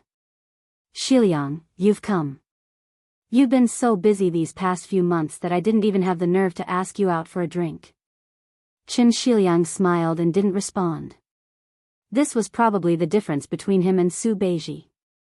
Whether it was getting along with His Royal Highness or the new king of Liang, Su Beiji had always ridiculed and rolled his eyes when he should. He had never had the understanding of living under someone else's roof. However, Qin Shiliang was different. He had always kept his place. At that time, His Royal Highness's trusted aides parted ways. Su Beiji was sent to Longqing County, while Qin Shiliang lived in seclusion in the king's mansion on Mount Qingliang. He lived in a side room on the top floor of Tide Listening Pavilion and read all kinds of books. The books he read were all the books and manuscripts left behind by Li Yishan. Today, Beiliang's military strategy, especially the redivision of military officials and the geographical arrangement of 14 future Beiliang's most powerful military officers, came from Qin Shiliang. However, after Qin Shiliang got married, he was given full authority to deal with both the grain supply and the salt and iron official camp. Both were not satisfactory. The former was the provincial governor of Liang Imperial Court, Tantanan. Huan Wen personally stepped forward to make things difficult for Beiliang. Qin Shiliang did not lose unjustly. However, later in Yuzhou, even though he could order Huang Fucheng, who held the military power in Yuzhou, he was still pushed aside by the salt-eating, tyrannical forces. Until now, the ownership of several major salt ponds was still undecided. This made many high-ranking officials of Beiliang scoff. In private, they laughed at this scholar who was about the same age as Su Beiji of the Beimeng aristocratic family and left the mountain at the same time. They said, sure enough, a poor family does not have a noble son. Then, Qin Shiliang, who had yet to achieve victory, was urgently summoned back by the new prince of Liang and thrown into a refugee land in the middle of nowhere to fend for himself. The governor of Qingsang City? Compared to any governor of Lingzhou? If this was not clearly demotion, then what was? Looking back at Su Beiji, he was already a provincial governor of Beiliang, second only to the administrator. Comparisons were odious. Chapter 1006. It was said that wudong trees could attract phoenixes to rest, but in reality, they liked sunlight and could not tolerate cold. Their sprouts were especially weak. It was hard to imagine that a wudong tree could survive in a place like Beiliang. However, since it was born in His Royal Highness's private residence on Mount Qingliang, it was equivalent to being born into a good family. Not only did it survive, but it was also abnormally luxuriant. It was just that the wudong trees in the Wutonghan were growing pleasantly, but the courtyard was somewhat gloomy and miserable. Probably because the Qingming festival was approaching, the people underground missed the people above too much. Therefore, there was a silent death in the Wutonghan. It was Cucumber from the Vermilion Bamboo Forest. This second-class servant girl's name had long been forgotten. When His Royal Highness returned from his first trip to Jianghu, the eldest son of the old Prince Liang, who loved eating cucumbers, gave her the vulgar nickname of Cucumber. At that time, she had protested, but later she got used to it and accepted it with hidden bitterness. Cucumber's death was sudden and inexplicable. She died when the new Prince Liang was coincidentally not on Mount Qingliang. Many people were caught off guard. The servants of the prince's residence outside of Wutonghan did not dare to say anything. Even the people in the courtyard kept quiet out of fear. Su Weisheng, who was in charge of all military affairs in the Wutonghan, did not say anything. The funeral was simple and rushed. Su Fengnian returned to the prince's residence from the refugee area with a light carriage. He still did not go to the Wutonghan that he rarely visited. Su Weisheng, who was sitting in a wheelchair, found him at the pavilion on Tidehark Lake and handed him a suicide note written by Cucumber before she killed herself. Su Fengnian took it and threw it into the lake without even looking at it. A thin piece of sandalwood flowery paper landed lightly on the surface of the lake. After soaking wet, it slowly sank into the lake. It did not even cause the slightest ripple. The suicide note and the woman were the same. They floated lightly, as if they were insignificant. Su Weisheng calmly told Su Fengnian that after Cucumber finished writing the letter, she used a pair of chopsticks to stab through her neck in her room. She fell over the table and died in a very strange manner. It was only at dawn the next day that she was discovered by Baijiu, who was also a second-rank maidservant and had called her to the main room. Su Weisheng also said that in the letter, Cucumber admitted that she had been a spy planted by the imperial court in Bailiang since she was a child. She had betrayed the imperial court twice in her life. The first time was when she ventured into the refugee area on her own after returning to His Highness. The second time was when she revealed Bei Mang's whereabouts. At the end of the letter, she said that she hoped that His Highness would come back alive to see her will. She also said that she still wanted to serve His Highness in her next life and that she would never be like a ghost again. Su Fengmian's expression was calm. It was hard to tell whether he was happy or sad. Su Weisheng also said calmly, when the Eagle and Falcon family in Bailiang split up, the spies in Wutongan and Chu Lushan were separated into internal and external spies. At that time, I knew that you had already discovered that there was a spy in Wutongan. I hoped that they would restrain themselves a little and stop while they were ahead. Take it as giving them a chance to live. However, you should know that since you have embarked on this path, there is no way to turn back. There is no need to talk about cherishing one's life. A woman's life is short. Moreover, she is a female spy. After all, she can still decide when and how she will die. She didn't suffer before she died. None of the female spies who were dug out from behind the flames of war in the spring and autumn war were as fortunate as her. Su Fengmian sighed and fiercely rubbed his cheeks. His words seeped through the gaps between his fingers. They were slightly unclear. There is another spy who is involved with Bei Mang. She is hidden even deeper. Who is she? Without her leak, not to mention alerting the Orange Province's disciplinary magistrate, Murong Baoding, even Hong Jingyan wouldn't have rushed to Qingsang City to kill me. These two people have chosen the right time. It is obvious that they have been carefully deduced by Bei Mang's think tank. It seems that she is much more thick-skinned than that girl, Cucumber. Su Weisheng asked in return, do you really not know, or are you pretending to be stupid? How many people in Wutongan can be so patient and scheming? Su Fengmian put down his hands and folded them in his sleeves. He turned his head to look at the surface of the lake and said softly, I will go see her right now. Sister, help me prepare 2 cups of wine. Su Weisheng hesitated for a moment, but in the end, he didn't say anything. The second-rate maids in Wutongan all had their own private rooms, each with their own charm. Green Ant's room was the most miscellaneous. There were many strange objects in the room, but there weren't many books. She was good at playing chess, but she didn't have a chess board or a chess piece. When she played chess, she would play chess directly with His Royal Highness in the main courtyard. She was always able to beat Su Fengmian to the point of throwing away his helmet and armor. She never showed mercy. Even when she faced the miraculous second princess who created the 19 paths, when their minds were connected, they could occasionally match evenly. This was enough to show that Green Ant was extremely intelligent. Perhaps it was because extreme intelligence led to injury, but Green Ant was also the weakest of the maids in Wutongan. Fortunately, Su Fengmian was a prodigal son who spent lavishly on the people around him.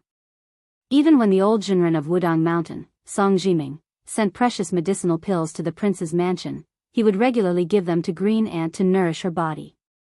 Today, Green Ant wasn't the only one on duty in Wutongan. The door to the room wasn't closed. She sat alone by the window, looking at the green Wutongan trees outside with a smile on her face. When she heard a knock on the door, she turned around and saw His Royal Highness holding a cup of wine in each hand. She stood up with a smile. Most of the women in Wutongan still liked to see this gentle and handsome young man as His Royal Highness. Su Fengmian walked to the window, put down 2 cups of wine, and followed her line of sight to look outside the green screen window. Green Ant didn't care about seniority. In any case, Wutongan didn't pay much attention to these rules. She gently sat back in her chair, put her elbow on the armrest, leaned her body, and raised her head to look at him. It had been like this for so many years. This man had always been staring at Bailiang, the Jianghu, and the country. She could only look at his side or back. At most, she could only see his front when they were playing chess and drinking. Green Ant smiled gently and asked, "Cucumber is a fool." "Your Highness, don't you think so?" Chapter 1007. Su Fengnian didn't shift his gaze. He nodded and said, "In this courtyard, she's always been the stupidest. Her handwriting is the ugliest, her chess playing is the worst, and her zither playing is also lacking in spirit. Every time you guys instigated her to go and provoke bad luck, to assassinate Yu Wei, to assassinate Pei Nanwei, to assassinate Lu Qingyan. She attacked from all sides and made enemies on all sides. Even after taking the blame, she still thinks that she's a righteous and indomitable heroine. Every time I wanted to scold her, I didn't know how to open my mouth. If I scolded her in a roundabout way, she would definitely take it as a compliment. If I scolded her directly, she would cry to death. The stupidest one of us became a spy. In the end, she was really stupid to death. So I don't blame her, because she's just a silly girl. Besides, she still has her parents in Lianjiang Prefecture, so she had no choice. But what about you? You've always been the smartest one in this courtyard. My sister said that you have no relatives or friends in Beimang, so why were you willing to risk your life for the barbarians? For fun? If you had switched sides earlier and been content to be a Bailiang woman, Green Ant, who would have been able to come to Wutongan to kill you? Zhongliang? Murong Baoding? Or Hong Jingyan? The latter two, the top 10 martial art masters in the world, were both called to Qingsang City by you. Didn't they still fail to kill me? I really don't understand. Green Ant said calmly, "Your Highness, why don't we drink wine and chat? Which cup is your Highness, and which cup is mine? Just take it as a farewell for me. I'm braver than Cucumber, and I'm more shrewd. I also hope that your Highness will be able to return home alive, but I want to be able to talk to your Highness again. Cucumber doesn't dare. Not only is he stupid, he's also a coward." Su Fengnian laughed coldly and said softly, "He's already a ghost. It's good that we're here before Qingming Festival." Green Ant shook Su Fengnian's sleeve, her eyes blurred as she looked into his eyes. This beautiful and intelligent woman muttered to herself, "We are both women, why should I be a maid? Why should I call myself a servant when I see your Highness? Why should I only be able to look at you from afar for the rest of my life? I'm not stupid, I dare to kill people, I can even kill people on paper. I also have a name, I also want to get married, I want to be a good wife and teach my children. I have too many ideas, but your Highness, do you know what my biggest idea is? I remember when His Highness came back from the capital, he drank with me and talked a lot about dreams. He said that the dream of a homeless dog was to have a home. It was said that the dream of a soldier crossing the river was to be able to turn back after crossing the river. It was said that the dream of a swordsman was to enter the Jianghu with a sword and leave the Jianghu with a sword. It was also said that you don't want anyone to die because of you. You don't want to see the people around you die one after another. So my dream is to make you look at me one more time, really look at me, just like now. You can only remember me when I'm dead. You can hate me for as long as you live." Su Fengnian shook back his sleeve, not letting her grab it. Green Ant exhaled and smiled sweetly, "I'm done talking. I can die now. Your Highness, you can leave now. Don't dirty your eyes. I don't want to make your Highness feel guilty before I die." Su Fengnian turned and left. Not long after Su Fengnian left the room, there was a slight squeaking sound of a wheelchair outside the room. Green Ant didn't turn to look at the woman who was colder and smarter than herself. She bent down and reached for a cup of wine. "Is this the Green Ant wine prepared by the second commandery princess?" Green Ant didn't look at the woman in the wheelchair, and the latter didn't look at Green Ant either. Her expression was indifferent. Green Ant snorted softly, "Then it's the same." The Green Ants were really smart. If His Highness personally prepared 2 cups of Green Ant wine, 1 cup would be dove wine, while the other cup would naturally be ordinary Green Ant wine. Whether the Green Ants lived or died would depend on fate. However, if it was the second commandery princess Su Wisheng who gave her 2 cups of wine, she was destined to be poisoned behind His Royal Highness' back. Therefore, it didn't matter which cup she drank. Green Ant picked up a cup of green ant wine and drank it in one gulp. It was so fast that she didn't even taste the wine before she picked up the second cup and drank it in one gulp. Since she was going to die, it was better to drink an extra cup of wine. She had played chess with the second commandery princess many times and won only a few times because she had accumulated advantages bit by bit. Green Ant sat back in her chair and waited for her death. After a long time, Green Ant frowned. She heard Su Wisheng say coldly, "I did prepare 2 cups of poisoned wine for you, and I also guessed that he would change the 2 cups for you. He wants you to drink 1 cup of wine and feel lucky that you're still alive. Then, you'll leave Bailiang and find a beautiful place to hide. You'll be able to live with a clear conscience. However, I won't let you leave this courtyard so comfortably. I'm here to force you to drink 2 cups of wine. I'll let you, an ungrateful wretch, know who's the one who owes whom. He doesn't want you to die, but at the same time, he wants you to live comfortably. I'm not that kind. You can only die of old age. I'll let a few elite falcons follow you for the rest of your life." A voice interrupted the quarrel between the 2 women. "That's enough, sister." Su Fengnian came back and pushed the wheelchair away. Su Fengnian pushed her to the top of Mount Qingliang. They looked down at Liang Zhou together. He said softly, "My last bit of patience has been worn out. So, sister, don't worry. I won't be so kind in the future. Mother said before that no one is born to suffer. Even if a man can't treat a woman well, he can't hurt her as he wishes. He has to treat her as a real human being. Now that Wutong'an is peaceful, I don't have anything to worry about. This time, you can take it as I've made a clean break. I'll be willful with you for the last time. Sister, what do you think?" Su Wisheng grunted in agreement. Su Fengnian smiled in surprise. "Sister, when did you become so reasonable? I'm not used to it." Su Wisheng knocked her head hard against him.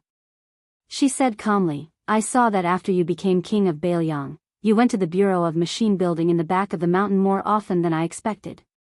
That's why I made an exception and allowed you to be willful for once." Bailiang's Bureau of Machine Building was built at the base of Mount Qingliang. It was this inconspicuous organization that produced the best sabers, the best spears, the best crossbows, and the best armor for the northern Liang cavalry. Every saber, every spear, every crossbow, and every set of armor were only slightly better than the others.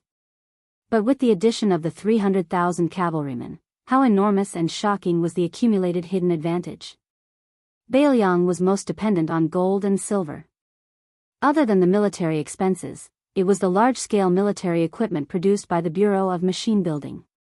The second king of Bailiang, who guarded the northwest gate of the empire, attached even more importance to this than the old king. It was almost to the point of morbidity. Su Fengnian's eyes were resolute. He made a shooting gesture with his hand and said in a deep voice, "I want to talk to Beimang Liyang about an old principle set by Su Shao. The greatest principle in the world is within the range of Bailiang's crossbows." Chapter 1008. The common people of Bailiang only knew that there was a group of people behind the mountain, living to the north of Mount Qingliang, but they had no way of knowing what they did or what their identities were. The mountain behind Mount Qingliang was also known as Bakyin Mountain, and it had always been a forbidden area. A wheelchair slowly descended the mountain.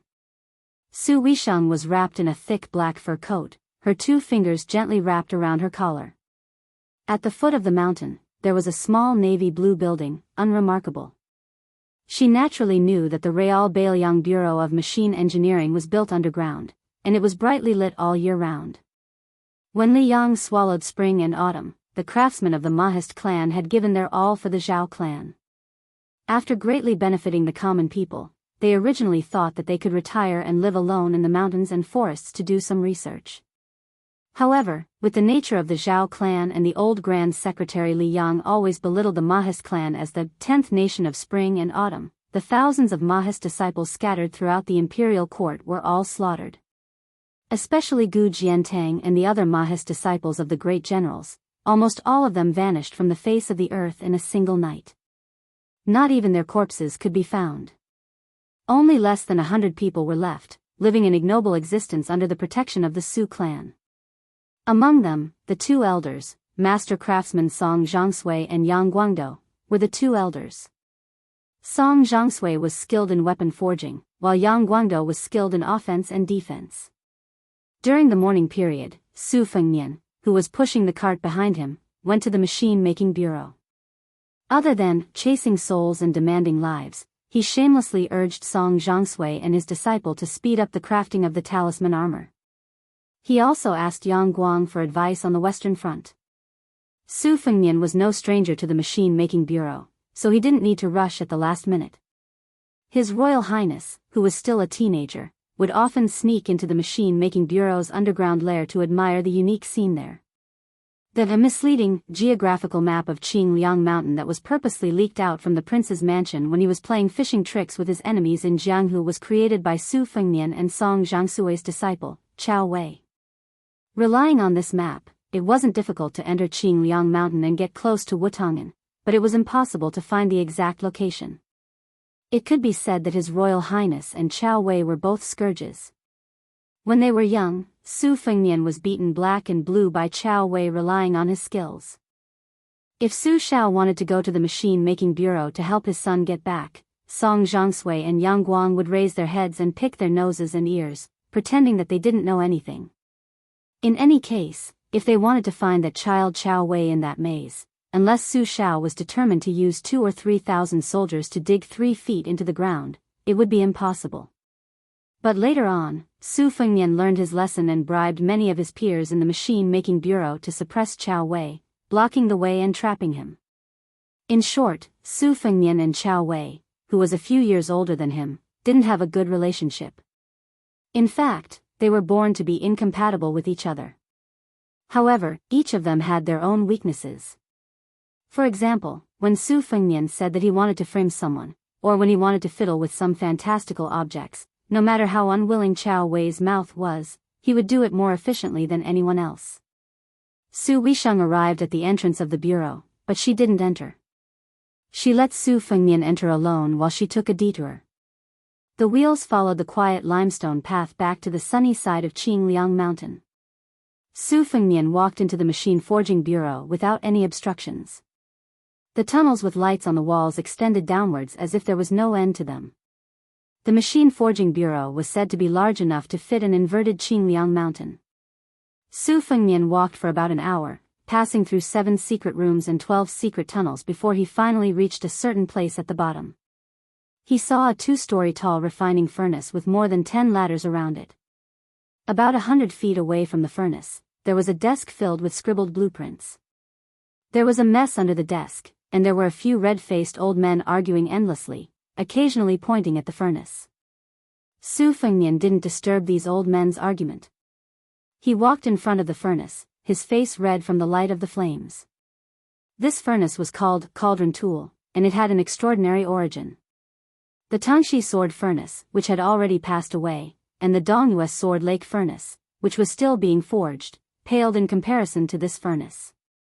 It was said that when Great Qin had conquered the world, it had collected all of the ironware in the world to forge the 9 cauldrons, which were used to suppress the 2 cities, 3 rivers, and 4 mountains. Su Fengnian smiled, and just as he was daydreaming, someone jumped up and slapped him on the head. Su Fengnian couldn't be bothered to turn around, so he sent that rude fellow flying with a single slap. Curses immediately sounded out from behind him. Ever since Su Fengnian had started practicing the saber, the fellow behind him had become much more obedient.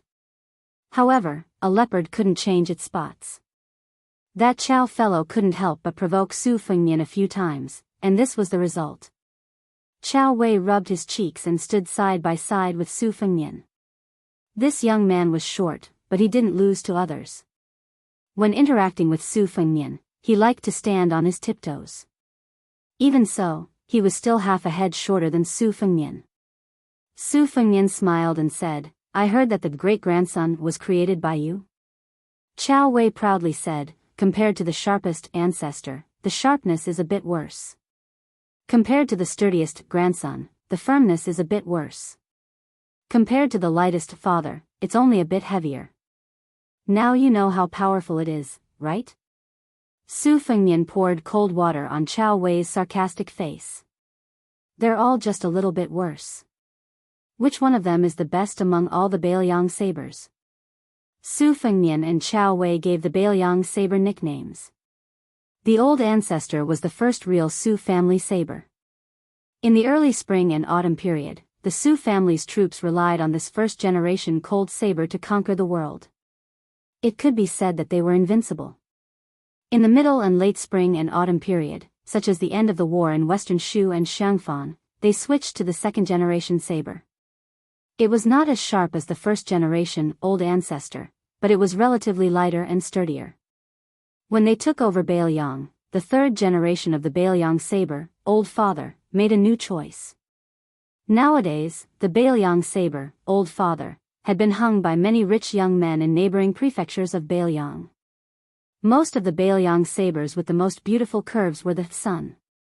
By the time that the grandson generation came, it was already 5 generations. Then, in the hands of Chao Wei, it was the youngest, great-grandson. These 6 Zhongliang sabers, unless one was a veteran soldier who was used to weapons, otherwise, it would be difficult to distinguish the differences between them. The 5th generation, Su family saber, which was privately called grandson by Su and Chao Wei, was already recognized by the military masters of Liang and Beimang as the best war saber in both offense and defense. Whether it was on foot, war, or horse, it was the best in the world. It was not that the generals of the southern dynasty of Beimang, Prince of Yanqi, Prince of Liang and Prince of Guangling, Zhao Yi, these famous warriors, did not think of mass copying. It was just that the production of a seemingly simple saber involved the quality of the iron ore, the efficiency of the iron mining, the temperature of the furnace, the forging process, the design of the mold, and so on. It even had to take into account the size of the soldier using the saber. The knowledge required was complicated and difficult. In addition to the many advantages of the Bailiang's iron ore quality and superb craftsmanship, the most important thing was that the Bailiang cavalry had been guarding the frontier for 20 years. Although Su Fengnian's sarcastic remarks about Chao Wei's great-grandson did not sound like much, in fact, he did not need to see the knife with his own eyes and touch it to know that this generation's Su Dao was domineering. It was not the sharpest or the sturdiest, but it was definitely the killing weapon that could exert the most lasting lethality. As expected, Chao Wei, who felt insulted, jumped up and scolded, "You layman, if you have the ability, don't touch a great-grandson in your life." Su Fengnian was too lazy to bicker with him. He reached out his hand and very quickly, Chao Wei's apprentice brothers ran over and presented 3 new knives with both hands.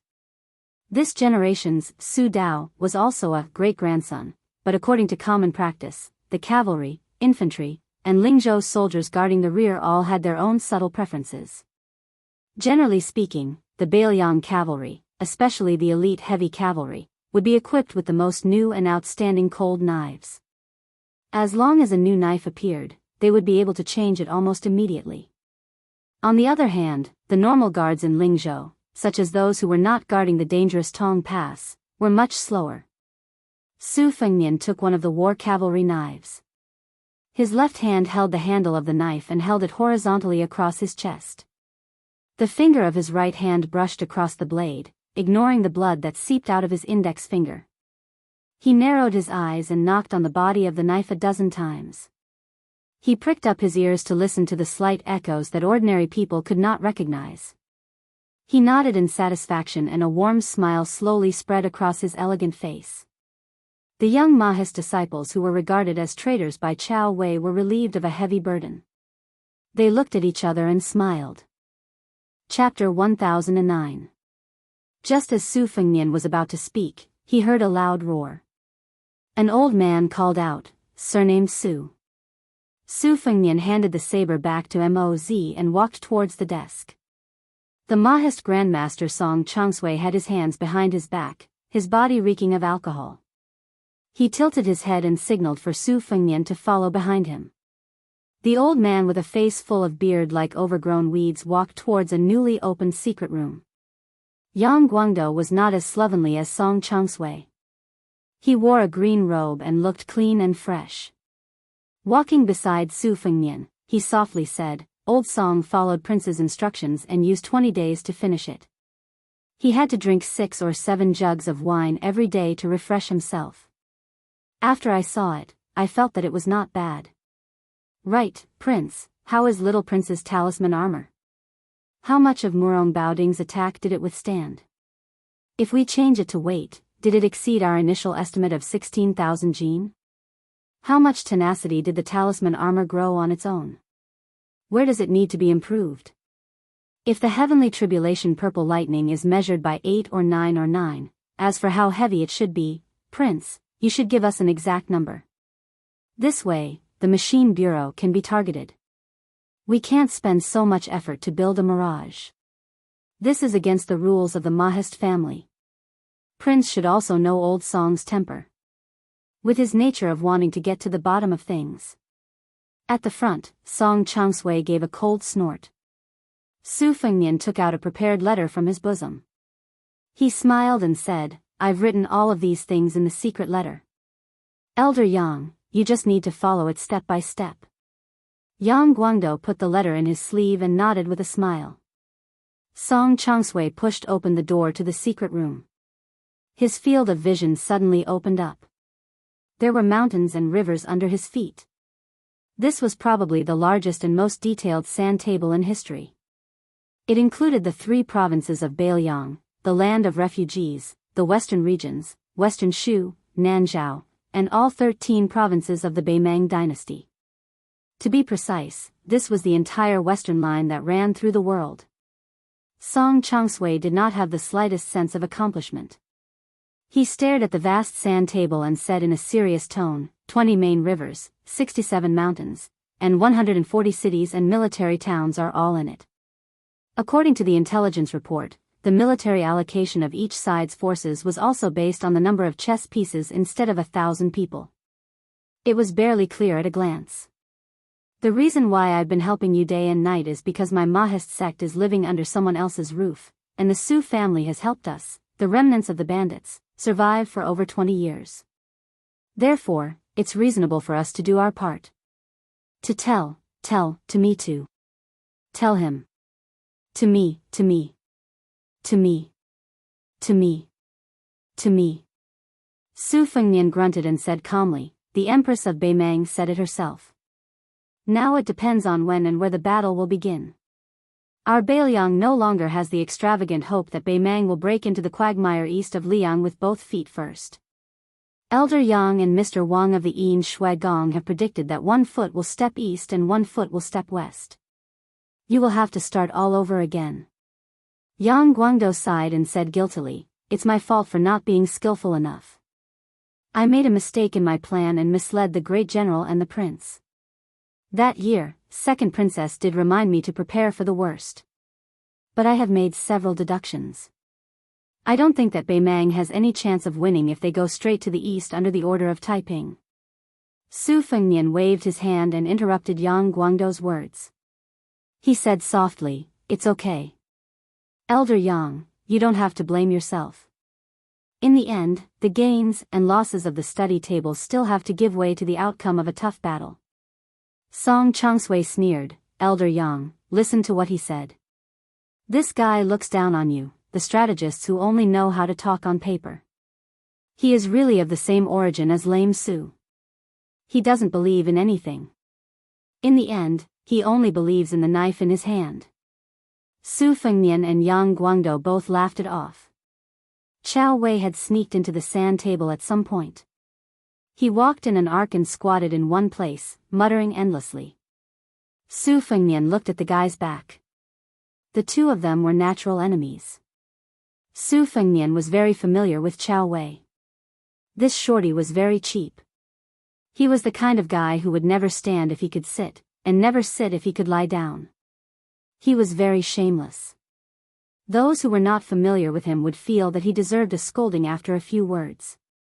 After getting familiar with him, they would feel that this guy really deserved a beating. Chao Wei was afraid of death and blood, but he wanted to lead troops to war one day. He dreamed of going to war himself. Other people hoped to be conferred the title of Marquis because they wanted a bright future and power. But Chao Wei just wanted to have fun. Before Su Fengnian became the king of Bailiang, Chao Wei was still quiet. They just quarreled when they met. But now that Su Fengnian had become the king of Bailiang, Chao Wei was like a cat who had been injected with chicken blood. He shouted that he wanted to ask Su Fengnian for a few thousand light cavalry and then ran to the western region to hide. In his words, he wanted to directly stab Bei Mang.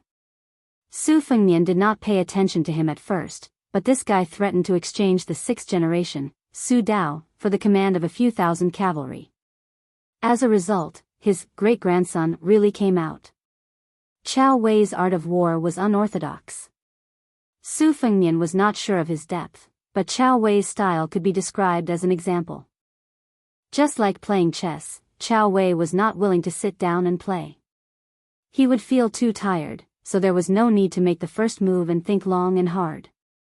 Chao Wei would only look at the two people playing chess with cold eyes and would not say anything. But when the two sides were about to end the game, he would randomly take out a chess piece that should not be on the chessboard and knock it down. He would say that the game was settled, but he would say that it was a game where he could defeat 200 chess pieces with 1 or 2 chess pieces. Who would not want to beat this kind of rascal to death? However, the sloppy Chao Wei was only afraid of one person. Even if it was Su Weisheng, whether it was fighting, playing chess, the art of war, or quarreling, Chao Wei did not have a chance of winning. He really had to admit that. In the past, Chao Wei was short. His catchphrase was "Wait until I become the great general of the country. If you dare to look down on me, I'll chop off your head. Then we'll see who's taller." As a result, Su Weisheng coldly retorted, saying that with Chao Wei's height, it was useless to chop off other people's heads. Only by chopping at the waist could one be taller than others. Since then, Chao Wei was no longer willing to say this catchphrase. Before Su Fengnian left, he was scolded by Old Man Song. Song Zhongsui scolded this guy for being a prodigal who did not know how to manage the household. Song Zhongsui scolded this guy for accepting the second imperial edict of the imperial court, accepting the title of pillar of the state and the imperial court's decision not to revive him. He scolded him for having no backbone and also scolded Su Fengnian for neglecting the essentials and neglecting the generals. In any case, this old man scolded whatever he thought of. Song Zhongsui's attitude showed that he was not satisfied with anything. The young king of Bailiang was scolded with spittle in his face, but his smiling face did not change. He also did not talk back. He just stood there and wiped his face with his sleeve several times. If Yang Guangdou did not stop him, Song Zhongsui, who was full of energy, would have rolled up his sleeves and directly pointed at the new king's nose and scolded. Su Fengnian waited until the old man had no more energy to scold him. Then he turned and left with a helpless face. Yang Guangdou stood at the door with a helpless face and said, "Old Song, it's about time. Su Fengnian is the king of Bailiang after all." Song Zhongsui stared and said, "What? Can't I scold him after he became a king?"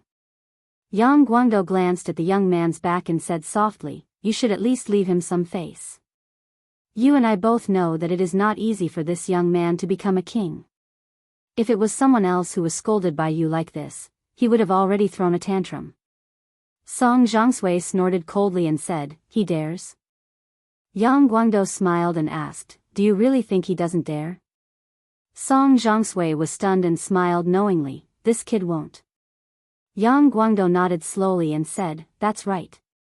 Song Zhongsui sighed softly and said, "I am too lazy to scold others, and I don't want to scold them. Nowadays in Bailiang, most of the old men who can scold him have left. If even I don't scold him, this kid will be really lonely." Chao Wei sneaked behind his two masters and said shamelessly, "The saber has been made. That guy can't not give me a soldier, right?" Song Zhongsui slapped Chao Wei's head and said, "Look at you, go play with your eggs." Chao Wei said angrily, "That guy is so stingy that he won't give me anything. He has no shame. No, give me back my saber." Yang Guangdou blinked and reached out his hand. He turned it over and said with a playful smile, "This number can't run away." Chao Wei was stunned on the spot. Su Fengnian walked back to the ground and carried a new saber from the Su family. He walked along the shady mountain road to the top of Mount Qingliang and sat on a stone bench at the bottom of the building.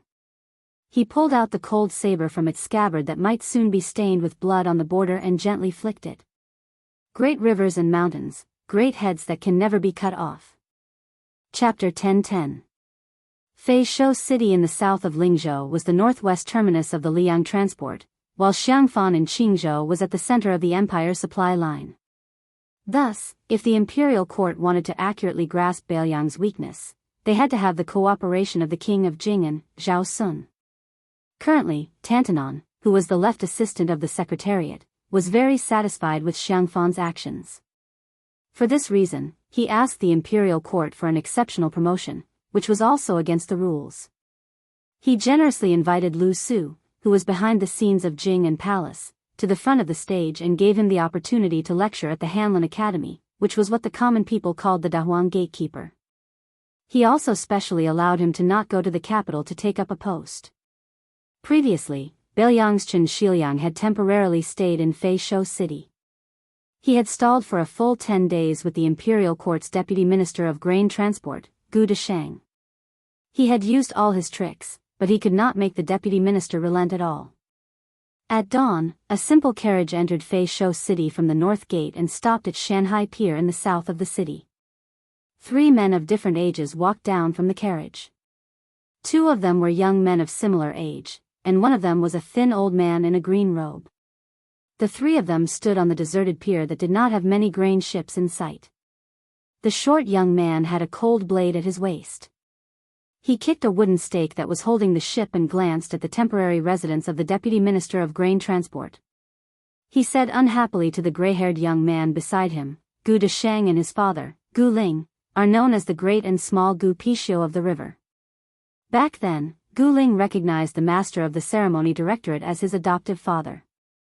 The father and son were able to hold the post of grain transport minister one after another. It is said that the money they earned was enough to fill a granary. However, Gu Deshang is greedy. Now that the imperial court has old man Huan personally watching his money bag, no matter how bold he is, he would not dare to take a single copper coin from Beiliang. In my opinion, this is a dead end. Why don't we just kill the one surnamed Gu? In the future, whenever a transport minister comes, we'll kill them all. We'll kill them until no one from Liang dares to provoke us. When the time comes, our Beiliang can strut around and privately sell our grain. The grain transport from Feishou City to Xiangfan City consists of 16 canals of various sizes and no less than 50 granaries. There are bound to be places that dare to do business with Beiliang. Even if we take a step back, if we really can't do it, we'll just rob them. Mount Qingliang has raised so many dogs of the Jianghu. Unfortunately, the incognito king of Beiliang and the master craftsman of the Mahist sect, Yang Guangdou, did not agree with him at all. They only strolled along the limestone floor of Shanhai Pier and walked towards the transport minister's residence not far away. The official residence had been built for quite some time and was rarely repaired. Compared to the prefectural governor's residence in the city, it appeared even more dilapidated. It was no wonder that the father and son of the Gu family did not put up a front. If they really overstepped their authority, they would be accused by the imperial censor of colluding with Beiliang to fill their own pockets. That would be a death sentence for them. Even if they had the support of a high-ranking eunuch in the capital, it would be useless. Whoever interceded in this matter would be courting death. The transport minister's residence was surrounded by a fence. The dozen or so armored soldiers felt a little jittery at the slightest sound and their gazes were fearful. A few naughty and mischievous children who were born locally continuously threw pebbles into the fence. None of the armored soldiers dared to make a sound. They were really bored and could only find joy in the midst of misery. Taking advantage of the absence of the officials, they used their iron spears to pick up the pebbles. This caused the group of playful children to be even more delighted. They went around looking for pebbles to throw. Su Fengnian stood a few feet away from the fence and said softly, "The imperial court is making things difficult for Beiliang on the matter of the transport of grain. It's not entirely to test my bottom line. In reality, West Chu's restoration of the country is imminent. When the time comes, Although the troops sent to rescue the emperor from all over the country won't dare to demand an exorbitant price, they still have to ensure that they can fill their stomachs. When the time comes, the sound of a crossbow is equivalent to 10,000 taels of gold. In the end, war is still a competition of resources. Otherwise, without money and without food, even if Gu Jiantang has hundreds of thousands of soldiers, he won't be able to survive the new West Chu with Sun Shiji inside devising strategies and Chao Changqing leading the troops from the outside. Many people say that if West Chu had made up its mind earlier and allowed Chao Changqing to take away Yi Baikui's military power before the Western Wall, it would have taken at least 5 or 10 years for Liang to completely pacify the spring and autumn period. Yang Guangdou smiled and said, I have made countless deductions about West Chu's restoration of the country. It will take some time. Chapter 10-11. Su Fengnian nodded and said, 60% of the world's taxes come from West Chu. Over the years, Liang has squeezed West Chu into a miserable state. No matter how rich a place is, it can't afford to kill the goose that lays the golden eggs. However, Yuan Benshi and Bai Yan have always wanted to force West Chu to rebel. Gu Jiantang and Gu Lu have also dreamed of fighting West Chu. In times of peace and prosperity, civil officials enjoy prosperity, while military generals can only live off their savings. Therefore, the emperor of the Zhao family quickly found something for important officials like Zhao Yuling and Yin Maochun to do, either to evaluate officials or to preside over imperial examinations, so that when the time comes, they won't have too much energy and can only be used as a hindrance. Over the years, the imperial court has deliberately weakened the military defense around West Chu. On one hand, it wants to make West Chu feel that there is hope for the restoration of the state. On the other hand, it wants to be more sinister. Among the vassal kings, not to mention the prince of Jiaodong Zhao Sui, the prince of Huainan Zhao Ying and the king of Jing and Zhao Heng, they are all relatively weak vassal kings. However, they still have at least 4,000 to 5,000 elite soldiers in their hands. Sending them to quell the rebellion is an overt plot by the imperial court. They have no choice but to obediently go to West Chu's border and wipe out all the elite soldiers. This kind of sinister move to weaken the vassal kings is definitely Yuan Benshi's idea. When the West Chu matter is over, the prince of Guangling, Zhao Yi, will have a direct confrontation with West Chu. After this battle, most of the fat that he has painstakingly cultivated will be cut off. If he is unlucky, not a single soldier will be left behind. Even I feel pain for him. Liaodong's Zhao Sui has been suppressed by Gu Jiantang to the point that he can't breathe, so only Yan Qi's Zhao Bing and I are still unrestrained. However, Bei Mang is very considerate and has a tacit understanding with Liang. He will immediately fight to the death with Bailiang. You fight your West Chu, I fight my Bailiang. Everyone is doing their own thing. I even suspect that Yuan Benshi and the imperial decree of peace are in cahoots. In the end, only Zhao Zhu's father, the great vassal king, can still be free and unfettered. Yang Guangdou smiled gently and said, Nailan Yusi's ability to avoid disaster is the second in the world, no one can claim to be the first. Su Fengnian muttered to himself, the battle between Liang and West Chu will definitely be fought before us and Bei Mang. Even if the Zhao clan is fully aware that Bei Mang has no time to take care of the Eastern Front, they will not let Gu Jiantang participate in it. With great difficulty, they managed to get rid of Su Shao, they can't raise another Su Shao. It's not that civil officials can't be given titles or rewards, but military generals mostly need to have their own troops. If nothing goes wrong, it should be Lu Baijie and Lu Xingxiang. One of them will be in charge of the Ministry of War, while the other will go to the south. However, Lu Baijie is just the newly appointed Minister of War, so the possibility is small. As long as Lu Xingxiang can obtain military merits, he can return to the capital next year to contend with Lu Baijie, so that the Ministry of War will not become the only Ministry of War under Tangxi Sword Immortal. If Lu Xingxiang takes the lead, a few old bastards like Ngua's General Yang Xinxing will definitely take advantage of the opportunity to get a share of the action.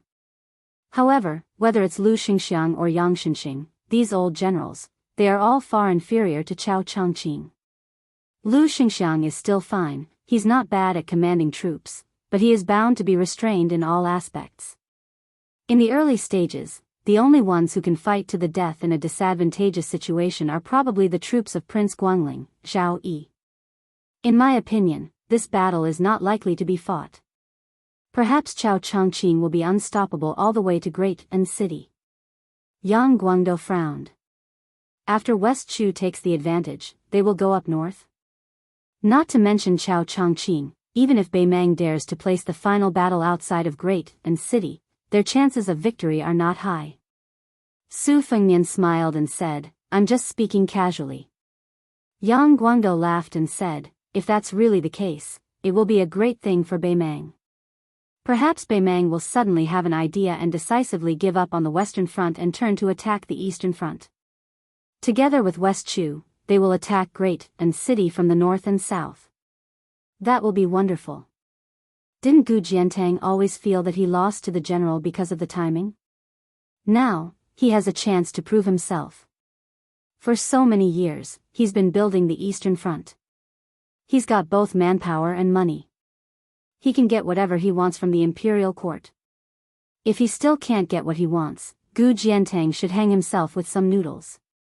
Chao Wei interrupted and asked, is Chao Changqing really that powerful?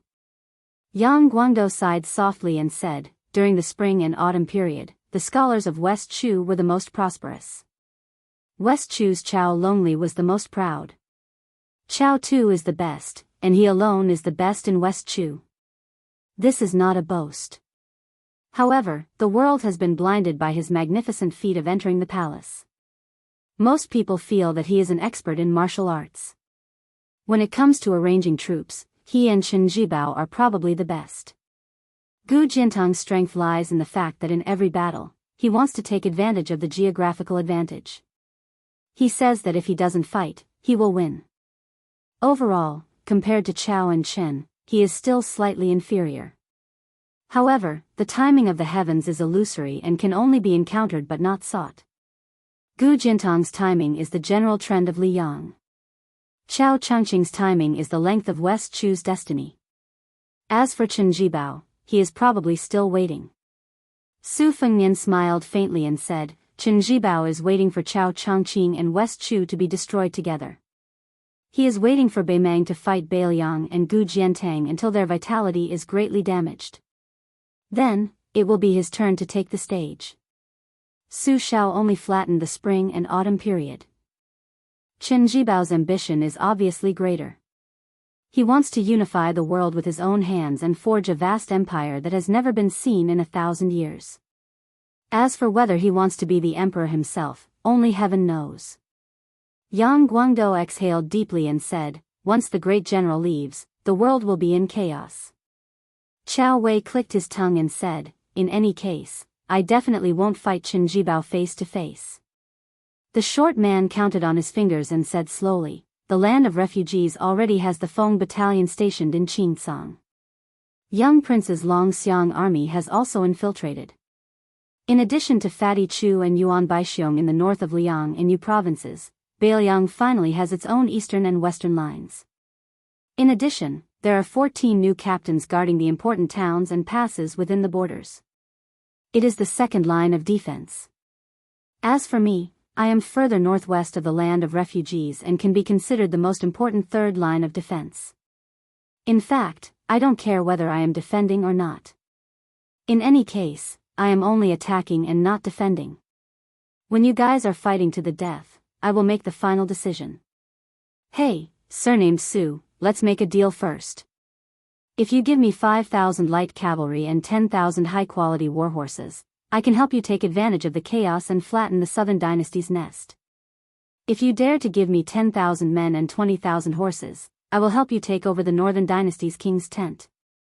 Su Fengnian said helplessly, it's not that I can't give you, but do you really think that Bei Meng is a bunch of blind and useless people? Chao Wei rolled his eyes and said, I have been calculating this great raid that is destined to go down in history for more than 10 years. I have been counting on this battle to become famous my whole life. Do you think? Su Fengnian was about to speak when he heard a familiar, huh? Chapter 10-12. As it's about 4,000 words, it's a little late. P.S. My favorite two writers. One is Tomcat, and the other is Chong Nan. Chongnan has already published a book on Zongheng today. King of Eternal Eventide. It's really great. PS2, Tomcat, when are you coming to Zongheng? PS3, I'm just fantasizing. There's another chapter tonight. There were still pebbles constantly being thrown in from outside the fence. The pebbles grew in size as a few tall and stocky Bailiang youths joined the fray. Their strength was even greater, and this was no longer a joke. The Liang soldiers serving in the Deputy Transport Commissioner's residence did not dare retaliate. All they did was glare angrily. Of course, they were not afraid of the young and stocky youths, but of the Bailiang behind them.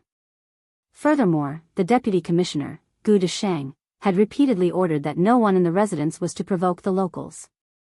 Those who violated the order would be stripped of their armor and official status. When a leader who looked like a commandant saw his subordinates being smashed into metal armor, causing a string of blinding sparks, he was probably a clay bodhisattva. He secretly used his spear to pick up a pebble and threw it at the fence. Intentionally or unintentionally, the pebble smashed into a youth in green cotton. The youth failed to dodge in time and subconsciously closed his eyes. Just as his face was about to be smashed by the pebble, a handsome scion with 2 sabers hanging by his waist reached out to grab him. The youth opened his eyes and gave a bashful smile of gratitude. When the commandant saw the young scion, he treated him as an ordinary scion of a wealthy family and did not think much of it. However, when his gaze wandered and stopped at the waist of a short person beside the scion, his scalp tingled. It was a genuine Bailiang saber. In today's Bailiang, regardless of past merits, as long as one was not a soldier in the military, they were not allowed to carry a cold saber. No matter how many of the elders in your family were generals or who was the provincial governor or county chief, once they were discovered by the patrolling guards, they would all be arrested on the spot, whipped 50 times, and thrown into prison for 3 months to half a year. As a result, in the spring of the first year of Xiangfu, the prisons in Lingzhou were particularly lively. They were already packed with scions of various ranks, and each of them had their skin and flesh torn open. These scions who had bumped into the new provincial governor, Su Beiji, carried cold sabers in private and rode horses on the streets. However, these fellow sufferers were able to gather together in prison without hindrance. They relied on their connections to drink and eat meat, squatting in prison and chatting together. Their friendship was even better than before. The commandant under Gu Deshang was too lazy to care about whether the situation in Bailiang was good or bad. However, if he offended a scion of a general who had the right to disregard the rules in Bailiang, he would be skinned alive by Gu Deshang. If he also caused the Vice Transport Commissioner's official residence to be implicated and caused the Bailiang cavalry to trample over the camp, how could he, a lowly commandant who only received a salary from Liang, live? However, the commandant was a little confused. With the temperament of the Bailiang barbarians, they actually did not intend to make a fuss over a minor issue. The gray-haired young master immediately turned and left. The daring short man with a cold blade also did not pursue the matter. The commandant, who had survived the disaster, hesitated for a moment and felt that it was necessary to inform Gu Deshang in order to prevent him from settling accounts in the future. Gu Deshang was an official who was easy to remember.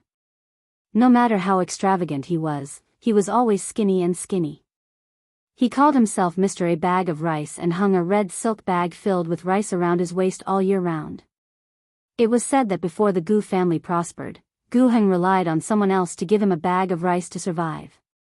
The old and young of the Gu family had been frightened to the bone by the turmoil of war and did not forget their roots even after they had achieved meteoric success. Both father and son Pishio had the habit of hanging a bag of rice around their necks. Among the large group of officials and grasshoppers on the Liang transportation route, this had always been a joke during their leisure time. There was even a rumor that when Gu Heng entered the capital last year, he had specially paid a visit to Tantanon, who was already the head of the Hall of Governmental Affairs. Everyone thought that such a disreputable lower-class third-rank official would not be able to cross the threshold of Old Master Huan. Unexpectedly, not only did Tantanon allow the great Pishio Gu to enter the door, he also left behind the bag of rice, saying that it was a coincidence that there was no rice at home to cook. From then on, the number of officials who made fun of Gu Heng, who was promoted to Assistant Minister of the Ministry of Revenue the next day, decreased significantly. The joke also gradually became an elegant conversation. When the commandant reported the situation outside the fence, Gu Desheng was sitting alone and sipping tea, listening to his trusted aide's detailed report. At first, Gu Desheng did not pay too much attention, but he suddenly had an epiphany and asked in detail about the appearance of the young man with the double sabers. He did not even leave out the coachman. The commandant recounted it from memory, saying that the young man had gray hair, a slender figure, and had the eyebrows and eyes of a woman. As for the coachman, he was far away and could not be seen clearly. He could only say that he was about 8 feet tall. Gu Desheng had a toothache on his face. His finger trembled as he pointed at the commandant. He scolded him for not being able to do anything right. He jumped off the small bed and ran out of the official residence without even putting on his boots. He was chased by the vice transport commissioner to the group of people at the dock. However, Gu Desheng suddenly stopped and hesitated. In the end, he did not walk out of the official residence. He did not exchange pleasantries with the new Prince Liang. Gu Desheng tiptoed back to the residence and called for 2 old trusted aides. He asked them to quickly write a stamped letter to inform all the transport officials between Fei Shou and Xiang and Fan that they were going to move. However, it was not a big move. Instead, they were going to use the blockage of the major rivers and canals as an excuse to try their best to deploy a small number of transport ships to transport 30% of the previous year's grain. The 2 aides were puzzled, but Gu Desheng wasn't in the mood to dispel their doubts. When he returned to the tea room, the tea had already turned cold. Gu Desheng sighed. Every family had their own problems. He knew his own abilities as an official, and he was good at making money.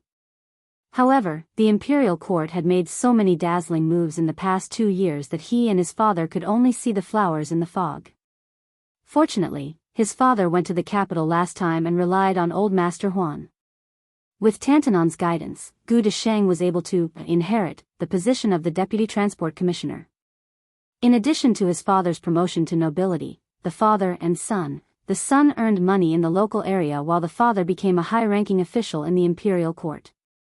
Therefore, this time, the Gu family was determined to be the bad guys of the imperial court and clash head-on with the Bailiang. Gu Desheng was equivalent to guarding Fei Shou city with a heart of death. This was all to repay Tantanon's kindness. However, old Master Huan was still old Master Huan after all.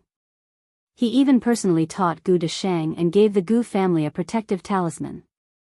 That was, as long as the Su Fengnian himself didn't fly into a rage out of humiliation, he wouldn't be able to do anything. Only when this young vassal couldn't hold back and personally made a move, Gu Desheng would have a countermeasure. Old Master Huan had already spoken to Xiang Fancheng, and when the time came, he could give the Bailiang 30% of the grain. Although Gu Desheng had followed old Master Huan's instructions and used this protective talisman, he wasn't sure how Bailiang would react. In fact, Gu Desheng had been very uneasy the last time Chen Shiliang was riding a tiger and couldn't get off. Others didn't know how much Bailiang valued this poor scholar. When they had talked at the Huan residence, Tantanon had mentioned several times that this person couldn't be underestimated and that it would be a good thing for him to be able to stand out a day later. Gu Desheng, who wasn't very old, thought of the difficult days he had spent in Fat Longevity City for the past half a year. He touched the bag of rice at his waist and smiled bitterly. Old brother, wealth comes from danger. Now that the Gu clan is rich and this mission is done, we can just obediently ask for money in the future. I won't deal with the Bailiang barbarians even if I'm beaten to death. Now, even the most unknown courtesan in Fat Longevity City isn't willing to take my money. I really have nowhere to spend my money. How miserable. Chapter 10:13. A young girl was standing by the river with a dead wooden pole on her shoulder. After laughing, she turned around and stared blankly at the muddy water. The women of Bailiang were all extraordinarily tall. Chao Wei finally managed to catch a girl shorter than him. Seeing that she had some relationship with the one surnamed Su, he wanted to go up and get close to her. Su Fengnian had no intention of stopping him. Then, Chao Wei, who was skilled in martial arts, was slapped into the river by the girl. Chao Wei didn't even have time to pull out his blade. It could even be said that he didn't even sense the danger. The magnate Yang Guangdou's face was filled with disbelief. Su Fengnian explained softly, during the Battle of the Reed Marsh, Wang Yin, who was ranked 11th in the world, was killed by her in one blow. Later on, Lu Hao escaped from Shenwu City. She should have secretly killed him as well. Yang Guangdou was both shocked and enlightened. Qiao Wei, who cultivated in a variety of martial arts, was defeated by her. It was only natural. Su Fengnian walked to her side and asked, "Why have you come to Bailiang now? If I remember correctly, it's not yet the time I promised to meet Huang Sanjia." The young girl was silent. Su Fengnian also didn't know how to chat. He smiled and said, "Then why don't you come with me? But right now, there aren't any experts in Bailiang worth killing. If that wasn't the case, I wouldn't have asked. In the end, you'll be suspected of borrowing someone else's knife to kill someone. I just happened to want to walk around Bailiang.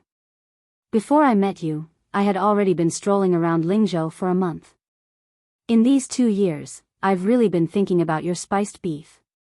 The young girl, who didn't know whether to call him Jia Jia or Jia Jia Jia, chuckled. Su Fengnian looked at the dried sunflower pole and then looked at her complexion. He reached out and held the young girl's arm to check the flow of qi. He said softly, "Whether it was by chance or Huang Sanjia's divine plan, I have to tell you a piece of good news. Back then, you bore the calamity of old Zhao's luck for me. I already have a 60% chance of solving it for you. Of course, I have to admit that it's also greatly beneficial to me. Right now, other than slowly cultivating Han Xingxuan's remaining red threads, I also have dozens of purple thunders in my body that Master Lu Hao has carefully cultivated for half of his life. In addition, I also have a bun that I earned from Beimang's Grand Preceptor Yuan Qingshan. I'm still a step away from the combination of Confucianism and Taoism. If I also have the purple gold luck of Mount Longhu left behind by Zhao Xuansu and use it for my own use, then I'll be considered complete. Next, it'll depend on fate to see if I can absorb the essence of Buddhism. When the time comes for the combination of the 3 sects, as long as it forms a small kiliacosm, it'll be justifiable if I don't become an earth immortal. I might even be able to compete with the great demon Gao Shulu who was in the divine immortal realm 400 years ago, or Wang Xinji of the martial emperor city who proved his Tao through strength. However, to reach this step, I don't know how long it'll take. Anyway, I won't hide anything from you. If you don't say anything, I'll take it as you agree." Yang Guangdou was a little surprised. The king of Bailiang really didn't treat this assassin girl as an outsider. This was the first time he had heard of these secrets. If it was spread out, it would definitely cause a huge uproar in Jianghu. The 3 great demons of spring and autumn, Su Xiao the butcher had died of old age, and Han Diaoxi the cat man had suddenly died in the imperial palace. 2 out of the 3 had already passed away. Huang Longshe was rarely seen. He was most likely hiding behind the scenes and stirring up trouble. Could it be that the young king beside him wanted to become the king of Bailiang who held power in his hands, and also wanted to become the great demon who could single-handedly silence the entire Jianghu after Han Diaoxi? In the past, Bailiang relied on its cavalry and falcons to deter the Jianghu people from causing trouble. It seems that in the future, the new King Liang alone would be able to make the Jianghu people around Bailiang bow their heads and listen to him? The girl retracted her arm and pointed at her stomach. Su Fengnian smiled and said softly, "Okay, I'm hungry too. Let's go to the city to find some spiced beef. If it's not delicious, we won't pay." Qiao Wei, who was dripping wet, jumped ashore from the river and angrily said, "Didn't we say that we wouldn't stay in Fat Longevity City? I want to go to Huangnam County where brothels are as numerous as the hairs on an ox." Surnamed Su, if you dare to forget your friends when you see a girl, believe it or not, I'll chop you to death. Su Fengnian raised his leg and pretended to kick Shorty Chow into the river again. Qiao Wei, who was very good at finding a way out for himself, cursed and ran to the carriage. The carriage was not big, and it was filled with geographical maps. With the addition of a little girl, it was even more cramped. Fortunately, Qiao Wei was very tactful. He sat beside Su Yanbing and was busy twisting his sleeves to squeeze water. Along the way, Su Fengnian and Yang Guangdou had been deducing the direction of the war in the carriage. Liangzhou and Gusai Prefecture were facing each other on the western front, and Gourd Mouth outside Tuma Pass in Yuzhou was also considered one. After getting out of the carriage, Su Fengnian walked and stopped in Lingzhou for the past month. Not all the high-ranking officials and dignitaries would be invited. According to Su Beiji's 19 levels of classification of officials, Su Fengnian had meticulously written an official evaluation of Beiliang that was still considered rough for the time being. It only focused on merit and did not pay attention to learning, reputation, and family background. Su Fengnian only secretly met the officials who were honored with this evaluation. On this trip, he met 7 or 8 people, and half of them were hopeful and half were disappointed. The officialdom of different sizes was like a sieve that every household had. Whoever held it in his hands, this person's taste was destined to determine the specific selection method. The emperor of the Zhao family was selected under the management of Zhang Julu and Zhao Yuling. In the hands of Su Fengnian, it was the selection of Beiliang. Compared to the Liang imperial court, it was less calm and composed and more utilitarian. In the hands of Su Beiji, it was the selection of Lingzhou, and so on and so forth. In the end, those who could stand out and sit on the fishing platform steadily would not be idiots. Once Su Fengnian finished visiting Lingzhou, he would go to Yuzhou. If Liangzhou was the eldest legitimate son of Beiliang and the rich Lingzhou was the son of a concubine raised by his stepmother, then Yuzhou, which had less military power than Liangzhou and was poorer than Lingzhou, would be in an awkward position. However, Yuzhou was the real focus of Su Fengnian's secret trip this time. In fact, Yuzhou had the biggest grudge against him, the king of Beiliang. Especially after Su Fengnian accepted the title of the pillar of the state, he did not reject the imperial edict like he did when he rejected Su Zhao's posthumous title. There were a lot of military officials in Yuzhou who tried their best to jump around. They vaguely resonated with the general families in Lingzhou who were imprisoned in Lingzhou. When Su Fengnian was a general in Lingzhou, for the first time, he did not start a massacre. He was quite amiable with everyone. Many people felt that he had a woman's heart. This time, when he went to Yuzhou, which was controlled by Yan Wenluan, Su Fengnian felt that it was time to chop off some heads. If you want to play with him, you can, but you have to play with your life. The female assassin suddenly asked, "Do you know a person called Zhao Zhu?" Su Fengnian stilled. "Of course, I am very familiar with him. This guy is the heir of the king of Yan, and likes to use other people's heads to build statues. Not long ago, I met him on the Spring God Lake." The little girl holding the sunflower pole with both hands casually said, "There is also a person surnamed Nalan. I have seen them all." Yang Guangdou's hands uncontrollably trembled as he stared at Su Fengnian. Su Fengnian made a sound of acknowledgement and did not continue. She had seen them all. This naturally meant that Huang Sanjia had secretly met with Zhao Zhu and Nalan Yusi. Previously, Su Fengnian was still fighting with Yang Guangdou, and Chao Wei joked that Chao Chongqing would go north to Great Peace City. That Nalan Yusi secretly hid in His Royal Highness, Zhao Zhu's thousands of light cavalry, and ran to secretly meet with Huang Longsher. Wasn't this also a more silent but more shocking move to the north? The girl's words were not going to stop until they shocked people to death. She casually and lazily said, after old Huang was drunk, he said that the current emperor of the Zhao family is not bad, but his son is not good. He likes to achieve great things, and, haha, I forgot, the corner of Yang Guangdou's mouth twitched. Su Fengnian's heart was in turmoil. Why did Yuan Qingshan use the world's most expensive bun to ask for the copper coin from him? Because when this land immortal was free and unfettered, the disciple who was in seclusion was Zhao Zhu. Now, not only did Zhao Zhu have his father Zhao Bing's hundreds of thousands of soldiers as his family's property, he also had Nalan Yusi's full support, and he also had the one-coin agreement with Beiliang. In addition, Huang Longsher had most likely placed a huge bet on this guy. Su Fengnian smiled and said, Nalan Yusi has painstakingly managed the Yan Qi Taoism, and has already given Zhao Zhu the geographical and human conditions. He has been waiting for the right time. Now, it is finally the right time. Su Fengnian immediately asked and answered himself, but will Yuan Benshi wait for death? Impossible. Chapter 1014. The carriage casually strolled around Feisho South City. It was not difficult to find a beef shop. Chao Wei did not know why this girl looked so sloppy. Later, he caught a glimpse of her eating beef and casually wiped her greasy hands on her body. Seeing this, Chao Wei could not help but roll his eyes. The man surnamed Su did not let Chao Wei misjudge him. He did not hide his preference for women over friends.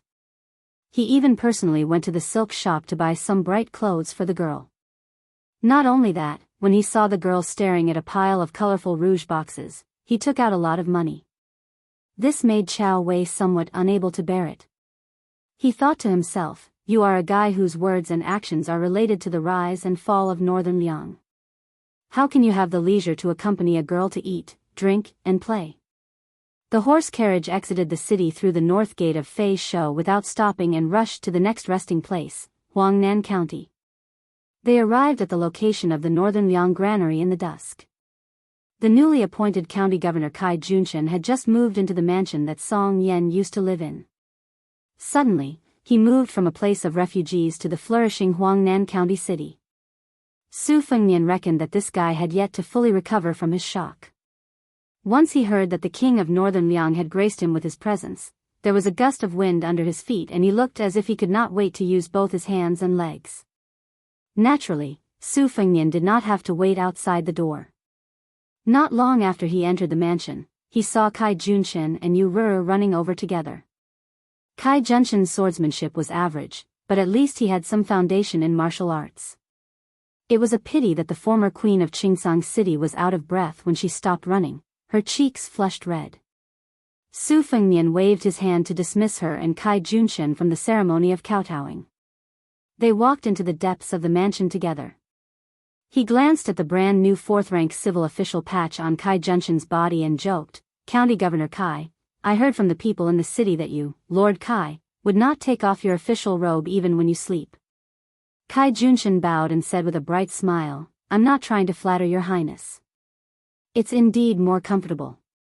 Wearing that thing in Qingsang City is just to satisfy my craving. I'm just afraid that I won't know where my head is the next day and I won't be able to sleep well. Now it's very different, the official young official Mensi, this lowly servant's ancestors have gone back for more than 10 or 20 generations. There were some who were officials, but they were only the size of sesame seeds. This lowly servant can be considered to have brought honor to my ancestors. When this lowly servant returns to Huangnan County, this lowly servant will be thinking of revising the genealogy.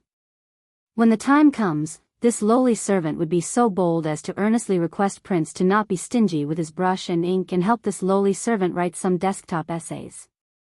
Su Fengnian nodded and said, this is a small matter.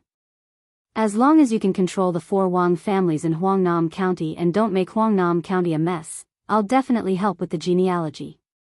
As for the title of Queen Yu, I'll also bestow upon you. Hearing the mischievous title of Queen, Yu Ruru, who was already the wife of the county chief, smiled sweetly. Perhaps it was because the environment could really nurture a person. Her fox charm and charm were still there. The word fox had to be changed to the word bright. She felt like she was in a windowless house. After opening the windows, she naturally felt more spacious. Kai Junshan, who had been twirling the official patch with 2 fingers, was overjoyed when he heard this. He rubbed his hands vigorously. Then he heard the king of Bailiang, who had come to deliver the good news, say, I'll be a good person to the end. I don't mind telling you something.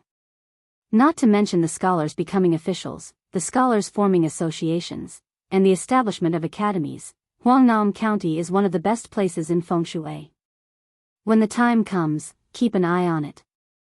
I'll give you full authority to do whatever you want. Remember, don't let a happy occasion turn into a disaster. The antiques, calligraphy, and paintings that you stole from Qingsang City to Huangnam County, there are a total of 46 pieces. I'll pretend that I didn't see a single one of them. You can take advantage of the situation and use them as a favor to the scholars. In the future, when they become officials, no matter which province they settle down in, you can try to win them over. Today's small matter of 1 tael of silver will cost 1 tael of gold by then. Kai Junshin stammered and didn't dare to speak. However, Yu Ruru didn't show her usual timidity. She smiled and said, "Rest assured, Your Highness. I've made a rough calculation. If these items were sold cheaply, they would be worth 200,000 taels of silver. The county chief's office wouldn't lose a single copper coin. They would definitely spend all of it on managing the people of Huangnam County. It's a pity that my husband is unfamiliar with this place and can't sell them at a fair price. Otherwise." Su Fengnian pointed at Kai Junshin and smiled as he lectured, "Lord Kai, Queen Yu knows how to conduct herself much better than you. It's a waste of talent to only let her be in charge of internal affairs. I'll nag one more time. You can only put half of your heart at ease. I'll inform the heads of the Wang family of water classics, Wang Shihua, and the Wang family of Su of Guozhouzian, Wang Zhenlu. They're both elegant and famous scholars. With them making a good start, there's no need to worry about not being able to sell them at a high price. The other half of your heart is still in suspense. Even with me pulling strings, it's normal for Huang Nancy and the Wang family to look down on you. It would be strange if they looked up to you. The human relationships that you learned in Qingsang City won't work here. Lord Kai, you have to be aware that you've learned it all over again. Lastly, don't think that I'm here to force you to sell everything you have to make a loss. In the business of making money, the advantage is that the trickle is long. As long as you can secure the position of Huangnam County's county chief, 200,000 taels of silver. Huangnam County's county magistrate might not even look up to a county chief.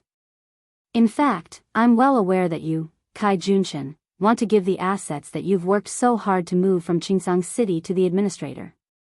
As for how much to give, you can decide for yourselves. Don't worry about anything. The Li family and I aren't as bad as the outside world thinks. If you give Li Gongda money, he'll dare to accept it, but he won't dare to accept it and not do anything. With the help of this old Huang Nan, you'll be able to do things much more easily in Huangnam County." Surprisingly, Kai Junshin didn't have the face to express his gratitude. He just grunted heavily. Su Fengnian didn't stay long in the mansion. He left after eating. Kai Junshin walked him to the door and watched the young king of Bailiang board the carriage. Looking at the direction the horse was heading, it should be going to Wang Shihua's mansion. Zhou Junshin didn't directly enter the mansion. Instead, he sat down on the steps at the door. Yu Ruru was a little surprised. After sitting down, she tugged at her skirt and asked in a low voice, "What's wrong?" "It's not like you." Kai Junshin rubbed his cheeks and sighed. He said softly, "Husband has spent his life in the land of refugees. After becoming the emperor, he wore the dragon robe. Actually, I'm just a layman in the real world of officialdom. But even if I haven't eaten dog meat, I've seen dog paddle. At the very least, I've heard dog bark, right? Tell me, where do you think an official should be?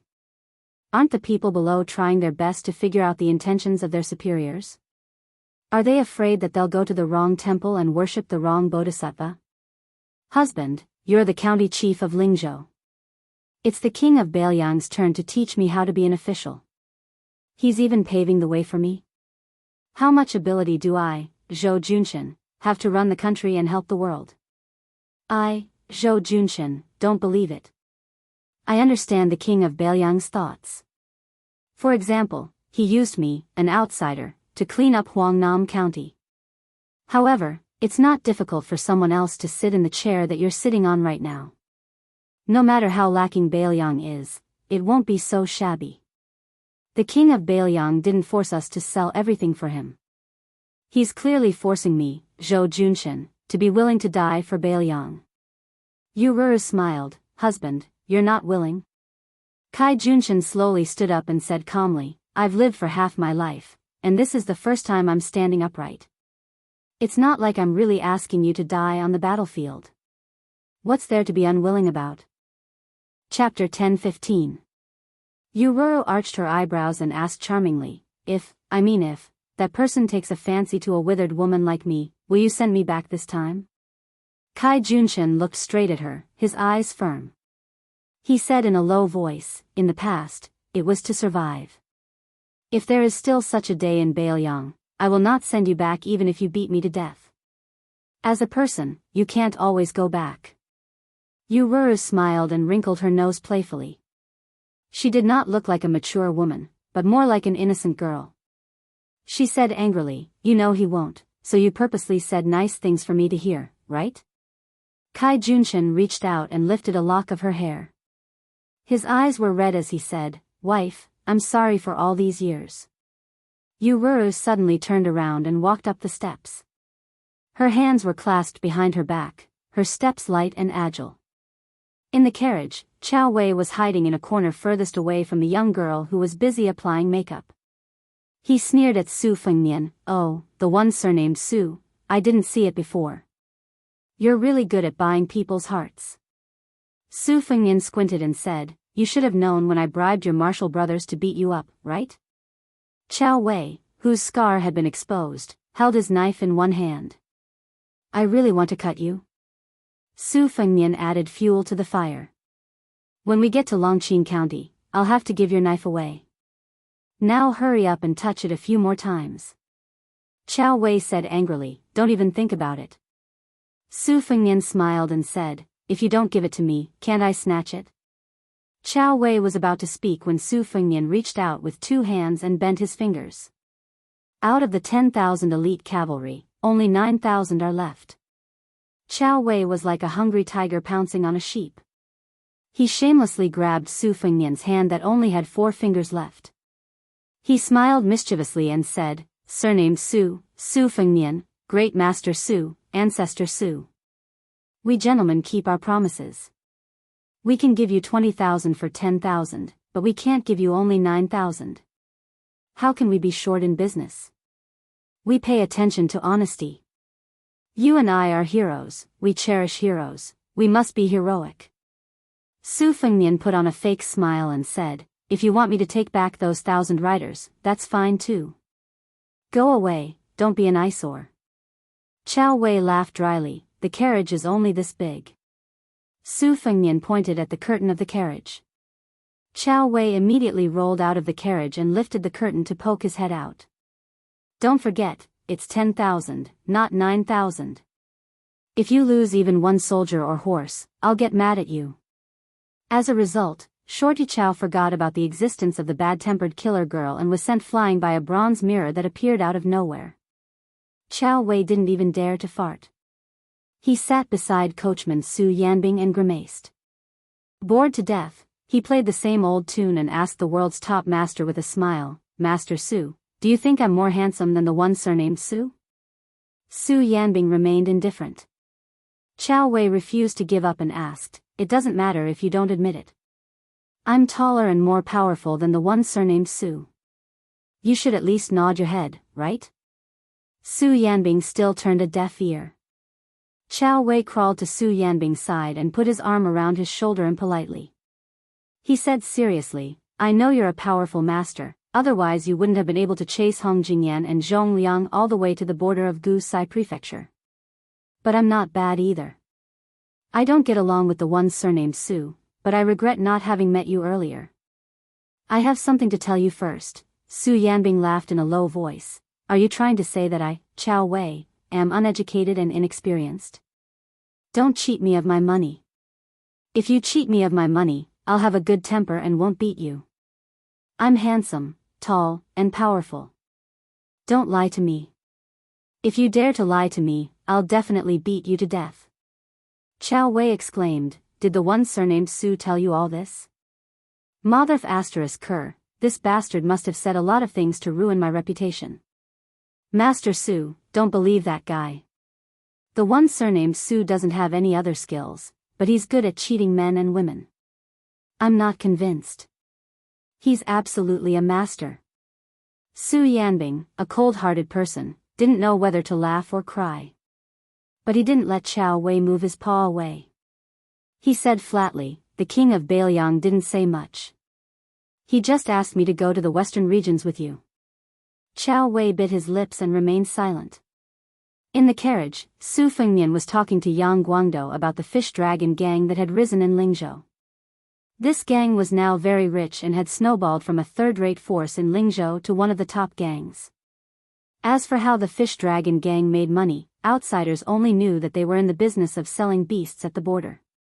Su Fengnian told the old man that the fish dragon gang would be involved in horse smuggling with several big horse gangs. Naturally, they wouldn't be selling mature horses that were equivalent to war horses, but wild horses captured from the grassland. No matter if they were young or strong, the fish dragon gang would buy them at a high price. At the moment, many horse gangs at the border had launched a horse trafficking business. However, they didn't directly contact the fish dragon gang, but sold to horse gangs who had ties with the fish dragon gang. Naturally, the price was greatly reduced. Hearing this, the old man said with a smile, "Is it useless to use such a stupid method to increase the number of mature horses in Beiliang?" Su Fengnian shook his head and said with a smile, "Geographically, the gains and losses of Beiliang and Beimang should be counted as double. These ownerless wild horses are more or less the same. If the number is doubled, it can't be underestimated. Besides, Su Xiao told me a long time ago that running a household is nothing more than 3 years for the new and 3 years for the old, and 3 years for mending. Mending is the most important thing to test the skills of the head of the household. Now, Beiliang needs me to take care of a lot of things. I only have one goal. As long as I can turn money into the fighting power of Beiliang, I will do it even if it's just a copper coin. As long as it doesn't affect the important business, I will do it." Yang Guangdou sighed and said, "It's Beiliang's fortune that your highness has this kind of heart." Su Fengnian suddenly saw that the chuckling girl had put on some makeup and put 2 hairpins on her head. After putting down the bronze mirror, she sat upright and still and gave him a smile that she probably thought was a woman's flirtatious. Yang Guangdou was shocked. He swallowed and couldn't bear to look at that face. He quickly turned his head and picked up a book. The old man thought that it was really difficult for this little girl. This must be more difficult than assassinating a celestial phenomenon master. Su Fengnian's willpower had been honed by the girl who put half a caddy of rouge on her face. He still had a smile on his face. He bent down and forced the girl's purposefully raised orchid fingers back. Then, he used his fingers to gently scrape off some of the overly thick rouge. Chao Wei lifted the curtain at this time and saw the charming face that was always stiff. Chao Wei was scared out of his wits. He made a gesture of poking his eyes and whispered, "Damn it, each one is more ruthless than the other." Su Fengnian asked softly, "Where's the big cat that likes to eat bamboo?" The girl lowered her eyes and said, "It's dead." Su Fengnian helped her fix the 2 hairpins that were originally crooked. He rubbed her head and said, "Then I'll ask someone to find you another one from the Western Shu bamboo forest." The girl who once pierced Wang Mingyin's chest with a hand knife and kicked Lu Haosher's head with her feet for fun, sniffled and shook her head. The old man tactfully left the carriage and sat beside Su Yanbing with Chao Wei. Shorty Chao gloated and said, "Uncle Yang, you were also driven out?" "Ha ha ha." He laughed 3 times. This time, Chao Wei learned his lesson and jumped out of the carriage. As expected, a slender arm directly penetrated the wall of the carriage. If Chao Wei didn't escape, his heart would be cut. Chapter 10:16. Su Fengnian entered the Wang family's mansion in the middle of the night. It was an eye-opener for him. The Prince of Water Jing of the 4 major counties of Huangnan was overshadowed by Prince Loni. However, the mansion's scholarly atmosphere was strong but not greasy. The carved railings and painted rafters were very exquisite. Even the servant girls in the mansion seemed to have a more scholarly air than other manners. They were delicate and pretty, and their light makeup was pleasant. Wang Shihua opened the gate and personally led the way. This family head was not only the lifelong enemy of the administrator, but also a close friend of the left chancellor of the Imperial College, Yao Baifeng. Su Fengnian had always had a good impression of him. This was due to the Wudang sect leader, Wang Zhonglo, who had once given Wang Shihua a fortune-telling prophecy. His evaluation of Wang Shihua was extremely high.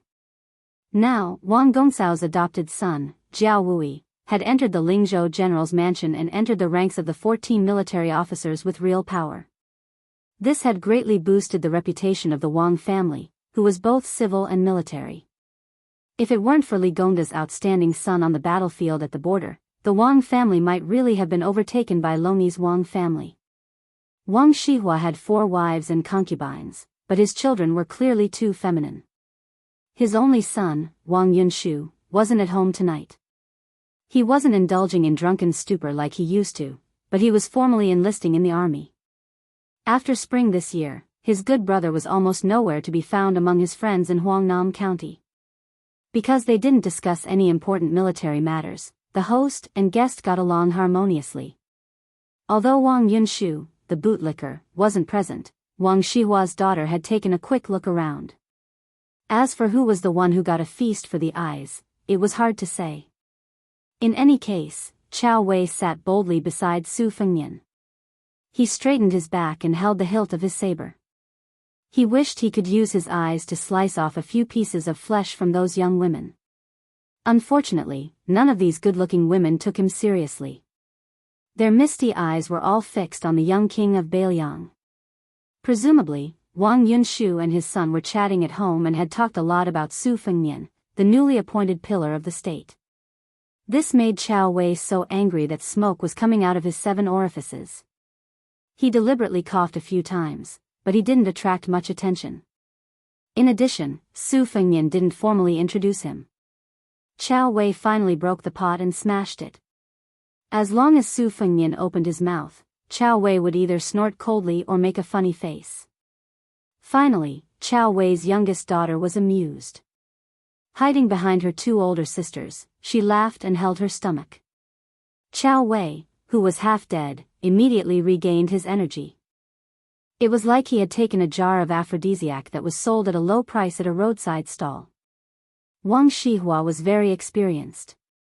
In fact, he didn't need Su Fengnian to introduce him to know that this unimpressive short man with a saber was not simple. Otherwise, who would dare to openly sit on the same level as the king of Bailiang and even dare to undermine him? In the vast Bailiang, the provincial governor Su Beiji could be considered one, and the crossbowman Li Hanlin could only be considered half of one. However, their Wang family was one of the top scholarly families in Bailiang. Everyone in the house had high aspirations. Moreover, Wang Shihua, who was praised by Yao Baifeng as one of the top 3 scholars of the Book of Changes, was not so low as to use his own daughter to climb up the social ladder. Of course, within the social ladder, Su Fengnian was an exception. Wang Shihua respected this young ruler of Bailiang from the bottom of his heart. If a daughter was chosen, it wouldn't be like sending charcoal in a snowy weather for the Wang family, but it would definitely be a good thing. As for the short man with the saber, if a daughter was chosen, Wang Shihua would be happy to see it happen. Since Su Fengnian was a little tipsy, he was in high spirits. Wang Shihua didn't dare to get carried away and only asked his innocent daughter to serve him tea and wine. Su Fengnian mentioned to Wang Gongchao that Kai Junshan had some antique calligraphy and paintings in his possession and wanted to sell them in the near future. Wang Shihua understood what he meant and nodded lightly. He even laughed and said that there were quite a few priceless calligraphy and paintings in his residence, and that Su Fengnian had stamped the word forgery on them at the most eye-catching places. Su Fengnian felt a little embarrassed for the first time. When he was young and frivolous, the Wutongan residence used to have several precious private seals, one of which had the word forgery engraved on it. Back then, the Wang family's treasured calligraphy and paintings were all in excellent condition, but none of them could escape the clutches of His Royal Highness. Su Fengnian had long been influenced by Li Yishan's knowledge and achievements, so he had put in a lot of effort in appraising calligraphy and paintings. His eyesight was amazingly accurate, and those forgeries were, without exception, genuine. From this, one could see that Su Fengnian's rebellious nature in the past. However, due to a freak combination of factors, no matter how much the scholars of the Central Plains hated Bailiang, as long as there was a calligraphy or painting with the word forgery in their residence, it was a wonderful thing that could guarantee a stable harvest and at the same time show off to others. Before Su Fengnian left the residence, Wang Shihua gave him a piece of calligraphy. It was personally written during the awakening of hibernation. It could be considered an incomplete copy of the Wang family's teachings on water. The three bosom friends, the three strangers. Those who are better than themselves, those who are more interesting can be bosom friends. Those who have different aspirations, those who are emotionless, those who bear grudges but forget kindness, are either enemies or strangers. This was slightly different from the complete Wang family's teachings. For example, there was a lack of outspoken people among bosom friends, and a lack of virtuous people among strangers. This was probably the original insight that Wang Shihua had gained after devoting himself to studying for many years.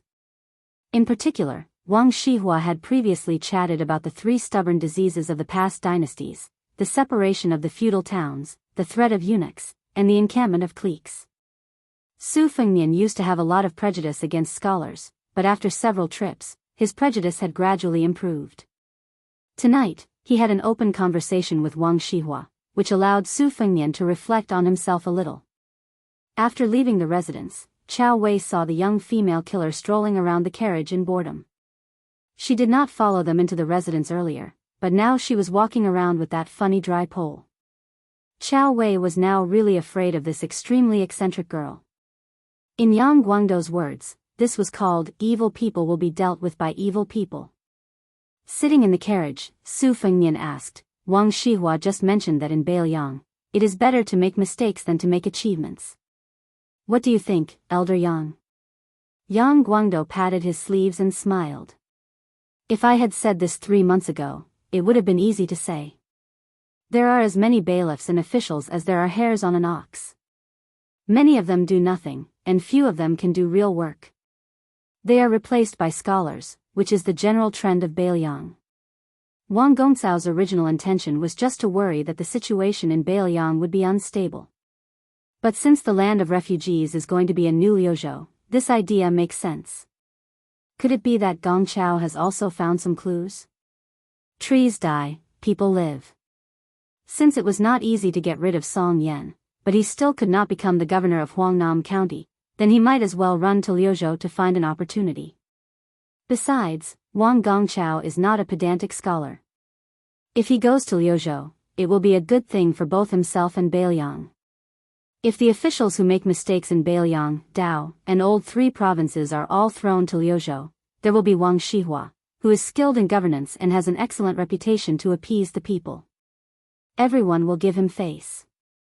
With the young prince's 30,000 Long Xiang army holding the fort, perhaps Wang Shihua really can become the next governor of Liuzhou. Chapter 10:17. Su Fengnian smiled and nodded. The candidate for the first provincial governor of Liuzhou had already been decided a long time ago. The distant horizon was right in front of his eyes, and it was Yang Guangdou, who had returned from the mountains. Su Fengnian had originally favored Qin Shiliang, but this poor scholar who seemed to only want to hide behind layers of curtains had stubbornly refused. Su Fengnian could not force an ox to drink water. However, to be honest, Qin Shiliang was still suspected of having high standards but low ability. If it was not for the fact that the Great War with Liang Mang was imminent, there would be no harm in letting him stew Liuzhou slowly. However, since the border would be filled with smoke in 1 or 2 years, Su Fengnian really did not dare to completely entrust Liuzhou to Qin Shiliang. Yang Guangdou, who was in the carriage, was not only proficient in changing situations, but also experienced in dealing with people. When the time came, Su Fengnian would give him a camouflage of Su Zhao's posthumous edict. The old man's age and experience would be clearly displayed on the table.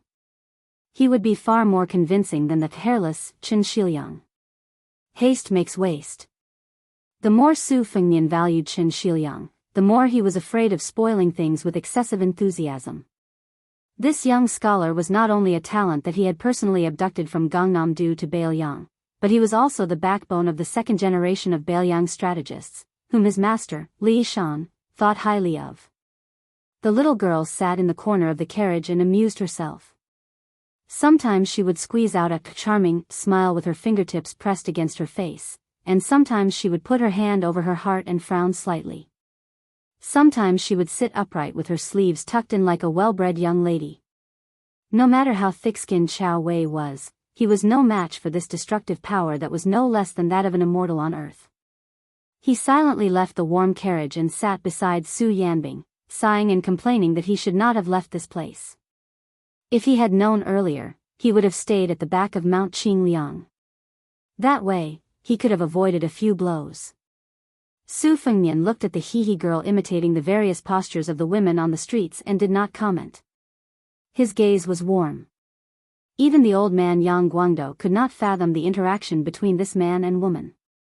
Whether it was His Royal Highness in the past or the King of Bailiang now, no matter what the rumors outside of Mount Qingliang were, Yang Guangdou knew that as long as someone did not enter his eyes, he was actually very cold and heartless. However, he seemed to dote on the little girl in front of him. After Yang Guangdou met the young female killer, especially after he understood her relationship with Su Fengnian, he repeatedly hinted to Su Fengnian to get more secrets from her. This was because even if she casually said a few words or a name, it could affect the future of Bailiang. But Yang Guangdou could not do anything about it. Now, Su Fengnian had a deep and accumulated power. It was inherited from the general and the princess, and also from Li Yishan's painstaking cultivation, as well as the accumulation of many travels and dangerous killings. Yang Guangdou constantly warned himself not to treat Su Fengnian as the willful and reckless youth of the past. The matter of Zhong Honggu was clear evidence. The mess that the old King Liang was unwilling to clean up, the new King Liang did not have any scruples about cleaning up. Even the general was not willing to fall out with the Zhao family in Liang. In the hands of the new King Liang, he had already created a vague impression that Bailiang could be independent and become self-dominating. This was probably the reason why the court was hesitant and finally relaxed a little on the grain. The new King Liang and the new Bailiang had already begun to make the court understand one thing: I will take on the burden that Su Shao gave to me, Su Fengnian. Bailiang is also willing to guard the door for the court. This is the bottom line. If you continue to nausea and test us again, you must first consider the price you will have to pay. Bailiang deployed troops on the Eastern Front and refused to withdraw the imperial edict. The court seemed to fly into a rage out of humiliation and immediately returned the favor. But at the same time, they had no choice but to give him the title of Pillar of State and open up the grain transport as compensation. During this period, if Su Fengnian was impulsive and refused the Pillar of State again, the court would probably rather rot in the granaries of Xiangfan than send a grain to Feishou City. They might even use thunderous means to block the courier routes into Liang from the neighboring provinces. These were all schemes that required both sides to carefully weigh the pros and cons. In the future, there would only be more such back and forth. The little girl suddenly said, "Over the years, old Huang has taken me to more than 100 places. He said that they were all farmland where he had planted crops. Some of them were abandoned, some of them were still lacking, and some of them did not have a good harvest. But in the end, there was still a harvest." Su Fengnian laughed and said, "My master and Chu Lushan both regard Huang Longshe as the greatest and most formidable spy in spring and autumn. Whoever can take over his entire spy system will have the upper hand. But we don't know how he manages it. How he chooses the rice seedlings, how he draws water for irrigation, how he pays attention to the growth, how he harvests the autumn rice. No one knows how Huang Longshe does it." The little girl said very seriously, "Freeloading, drinking, chatting, cursing, lying, and leaving. Changing to another place and doing it again." Yang Guangdou sighed and held his forehead. It was an extremely difficult matter. The biggest secret in spring and autumn was so carelessly brushed aside by the little girl's 12 words of mantra. The little girl tilted her head and asked, "You didn't ask me where those 100 places were, and who were those people?" Su Fengnian shook his head and laughed. "Bailiang can't even take care of itself. It doesn't have the energy nor the ability to fight for supremacy in the world." The little girl snorted. "Even if you ask me, I can't remember many." Yang Guangdou felt that it was really torturous to interact with these two. He somewhat understood Chao Wei's gloomy mood. Su Fengnian reached out with both hands and playfully stretched the little girl's slightly round face. The little girl was not angry and said indistinctly, "I don't understand what you're saying about Confucianism, Buddhism, and Taoism. But old Huang said that you have a medicinal primer on you." Su Fengnian thought and said, "I know. Huang Longshi should be talking about the bowl of blood that the dragon tree monk gave me to drink. But I couldn't feel it in these 2 years, so I didn't think much of it. The little girl tried to think and then said, 400 years ago, there was a Gao Shulu, the one you mentioned a while ago. I just remembered. Old Huang mentioned him. He said that this person was half dead and half alive. He was in a certain place in Great Peace City and was a life-saving talisman of the Zhao family. Originally, he was used to suppress Wang Xinji. Tiger Dragon Mountain seems to, I forgot about this matter. Su Fengnian took back his hand and then bent his finger to tap her forehead. It's Dragon Tiger Mountain. The little girl made a sound of acknowledgement. Su Fengnian leaned shoulder to shoulder with her against the wall of the carriage and said softly, other people might not understand why Huang Longshi is overturning the rivers and seas, but I can understand a little. Cultivating one's body, managing one's family, governing the country, and ruling the world has always been the goal of the Confucian school. However, Huang Longshi is clearly a level higher because he doesn't have the emperor in his eyes. He is all alone in the world and doesn't need to cultivate his body and rule the family. He doesn't need to put the emperor in his eyes and doesn't need to help the emperor rule the world. That is why he is different from everyone else. He probably just wants a peaceful world that none of us can see or even think about. The little girl nodded and pointed at her knees. Yes, that's the general idea. Also, old Huang said that this thing is not for kneeling. Su Fengnian sank into deep thought and said to himself, this old farmer who overturned the entire spring and autumn fields. The little girl bent her knees and rested her chin on her knees. Old Huang said that he was also going to die. Chapter 10:18. Although a year's plan lies in spring, the spring of the first year of the auspicious talisman, once the Qingming festival passed, it was time to end it. After the Guangling Path's West Chu ancient capital was trampled by the Su family's armored cavalry, it had already changed its name from Divine Phoenix City to the humiliating Lost Tripod City. Deep in the mountains on the outskirts of the city, there was a brick temple. The temple's name originated from a famous Buddhist saying. This caused the increasingly heated topic of meditation during the spring and autumn period to cool down. Because the abbot of the brick temple said that grinding bricks could not become a mirror, how could meditation become a Buddha? At dawn, the birds were singing. The three of them walked on a tree-lined path. The old man was very old, with white hair and snow-white eyebrows. He climbed the mountain with a bamboo cane. Stepping on the mountain path paved with cobblestones of different sizes, he staggered but didn't need anyone to support him. The green-robed monk was not young either. His hair was white, but his aura was especially elegant and otherworldly, forgetting the secular world at first sight. The woman was the youngest. Her appearance was stunning, not like a woman of the mortal world. Carrying a red sandalwood sword box, her steps were light. Probably because they were taking care of the old man, the three of them didn't speak when climbing the mountain. Entering the quiet ancient temple where there were no pilgrims, there was only the rustling of a young monk sweeping the floor with a broom. At the time of the Li dynasty's destruction of Buddhism, even the two Zen temples were sealed. Ma Brick Temple, for the past 20 years, didn't have many pilgrims, so it escaped the disaster. There were still some monks left who continued to hide in the mountains to pray. Seeing the three pilgrims, the young monk hurriedly put the broom under his armpit and bowed with his palms together. Especially when he caught a glimpse of the woman from the corner of his eyes, his bald head drooped even more, afraid of breaking the precepts and losing the heart of Bodhi. After returning the greeting, the old man led the monk and the woman to the 500 Arhats hall. It wasn't the golden-robed Arhats commonly seen in imposing temples, but painted wooden sculptures. What was even rarer was the 500 Arhats, each one vivid and lifelike. Some were sitting upright, some were listening, some were clasping their palms, and some were even glaring, beating gongs and drums, scratching their ears and cheeks. The old man led the two of them to a venerable one. He held a mirror in his left hand, and his right hand tore open the skin of the old man's face, revealing a handsome young man's face. It was enough to stun the onlookers.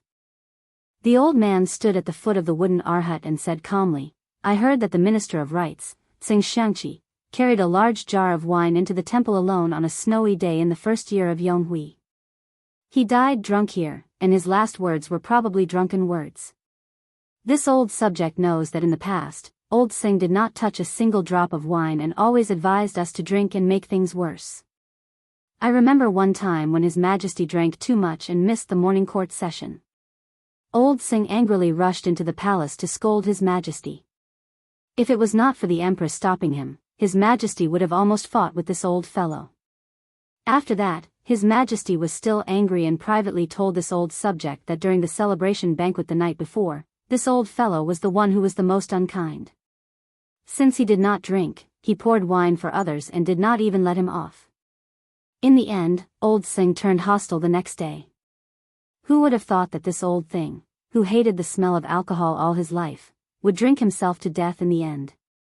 Minister of Rights, Tsing Xianglin, was naturally not a second-level official in Liyang, but the last Minister of Rights in West Chu. He was a fellow disciple of the Grand Chancellor of Shangyin Academy, Qi Yanglong.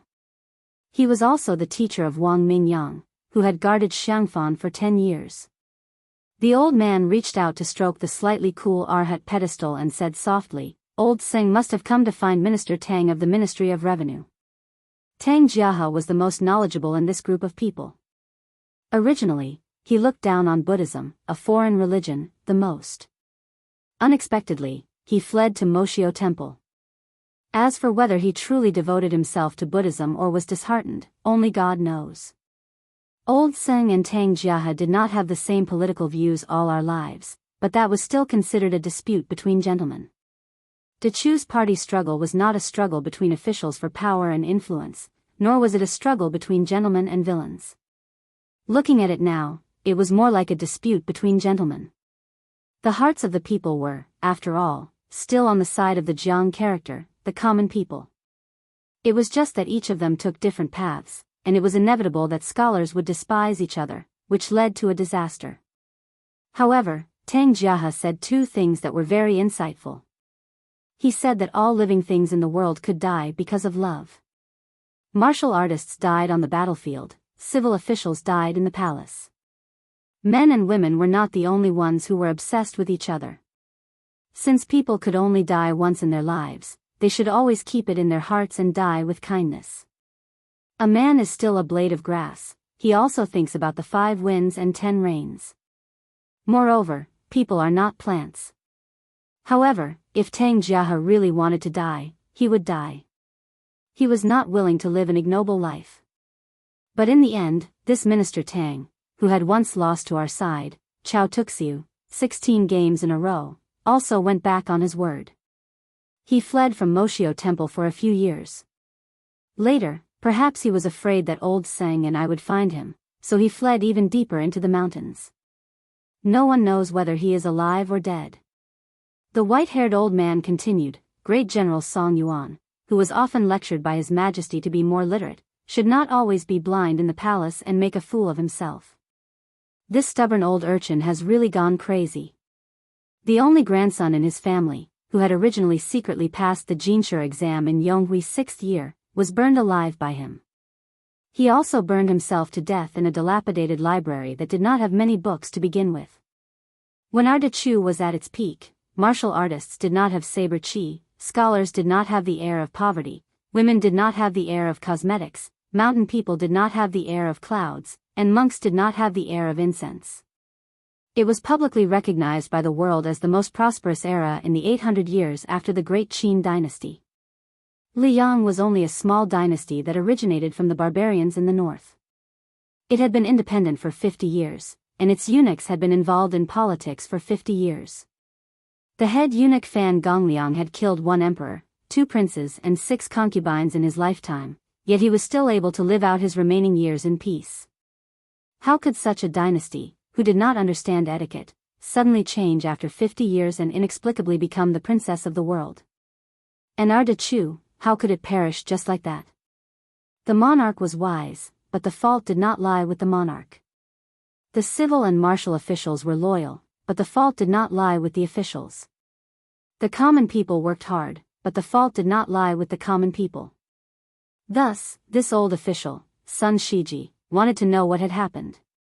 Since dying with remaining grievances was an extravagant hope, He wanted to have peace of mind before he died and no unacceptable answer. This old official was not afraid of bearing the infamy of being a servant of two surnames. Just like that, I stood in the court of Great Peace City and coldly watched for a dozen years. But in the end, I still could not understand why De Chu had lost, and lost so miserably and so quickly. However, this old official recognized two people. One was the butcher Su Shao, the other was the blue-eyed Zhang Julu. It was them who made this old official accept his fate. Su Shao had done the right thing. A good saber, as long as it was in the right hands, the faster the saber, the less blood the common people would bleed. Zhang Julu had done very well. He had braved the risk of being called the emperor of the war with Han Xingxian in private and repaired the Zhao family's courtyard until it was airtight. This old official had already accepted his fate, but Chongqing asked this old official to come see you, so this old official came. Not for anything else, but for an old man like me to die in his homeland. That is better than anything else. The three people were West Chu's Grand Preceptor, Sun Shiji, Chao Chongqing, who had reached the Confucian sage realm at the ruins of Shileibi, and the fallen princess, Jiang Enai, whose original name was Jiang Si. Chapter 1019. They drank a pot of tea at the Mobrik temple. The Grand Preceptor was probably tired of walking and talking, so he stopped talking. Then the three went down the mountain and returned to the city. The old man was still the Guangling Taoist administrator in name, and his official residence was on the old site of the 6 departments' official residences outside the imperial city of Lost Tripod City. The Guangling Palace was not in the city, but in Guanyu City, which was in the southeast of the vassal king's territory. The people who should leave Lost Tripod City had left. Most of the people who left after the spring and autumn period ended were the survivors of other fallen countries. Those who should stay were all survivors of West Chu. With Lost Tripod City as the center, there were 6 towns and 18 cities around it. Especially Lost Tripod City, which used the administrator's mansion and Bailu Mountain as the framework to make a comeback, supporting a brand new and vigorous temple. If they won, it would be De Chu. If they lost, the West Chu in the history books of Liyang would probably be replaced by Ho Chu. When the three went down the mountain, there were more than 100 elite halberd soldiers escorting them back to the city. The Grand Preceptor took the two to a restaurant in the east of the city, saying that he wanted to invite Her Highness to taste the reeds. After sitting down on the second floor, the old man laughed softly and said, "Your Highness, this reeds is a delicacy in the world. This old official has to show off a few words of knowledge to enjoy it to the fullest. The reeds are called reeds because they are like migratory birds. Every spring, they come to the river outside the spring snow building in Guanyu City and flow upstream along the Guangling River. It is reasonable to say that when they reach here, they should be plump and plump.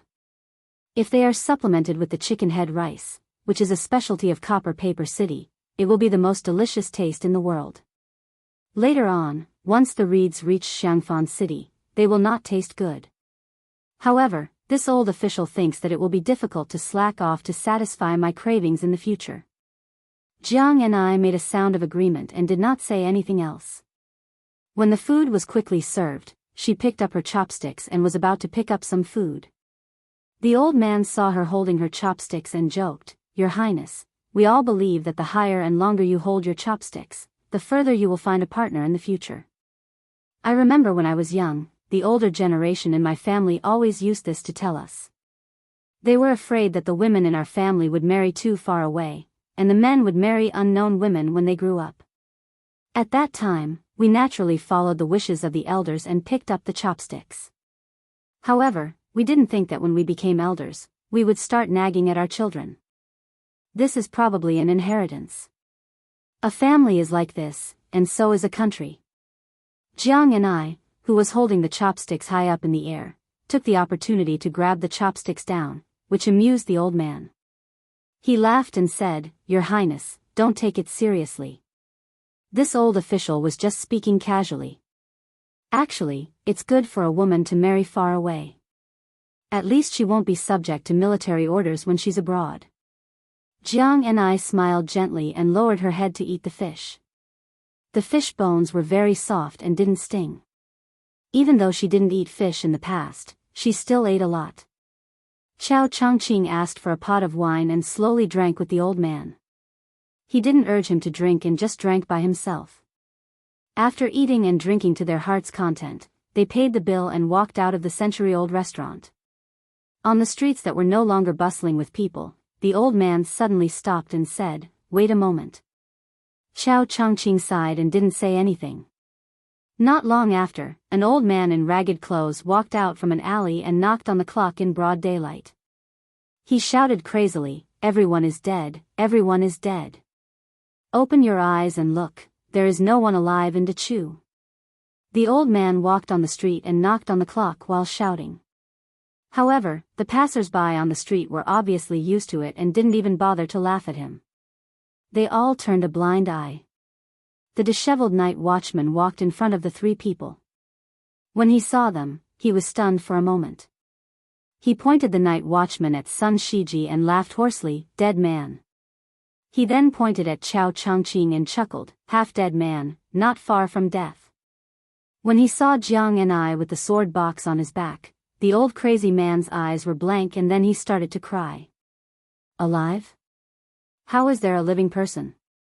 Go, hurry up and leave." The night watchman saw that the woman was unmoved and paused. He turned and ran away, continuing to knock on the clock and shout.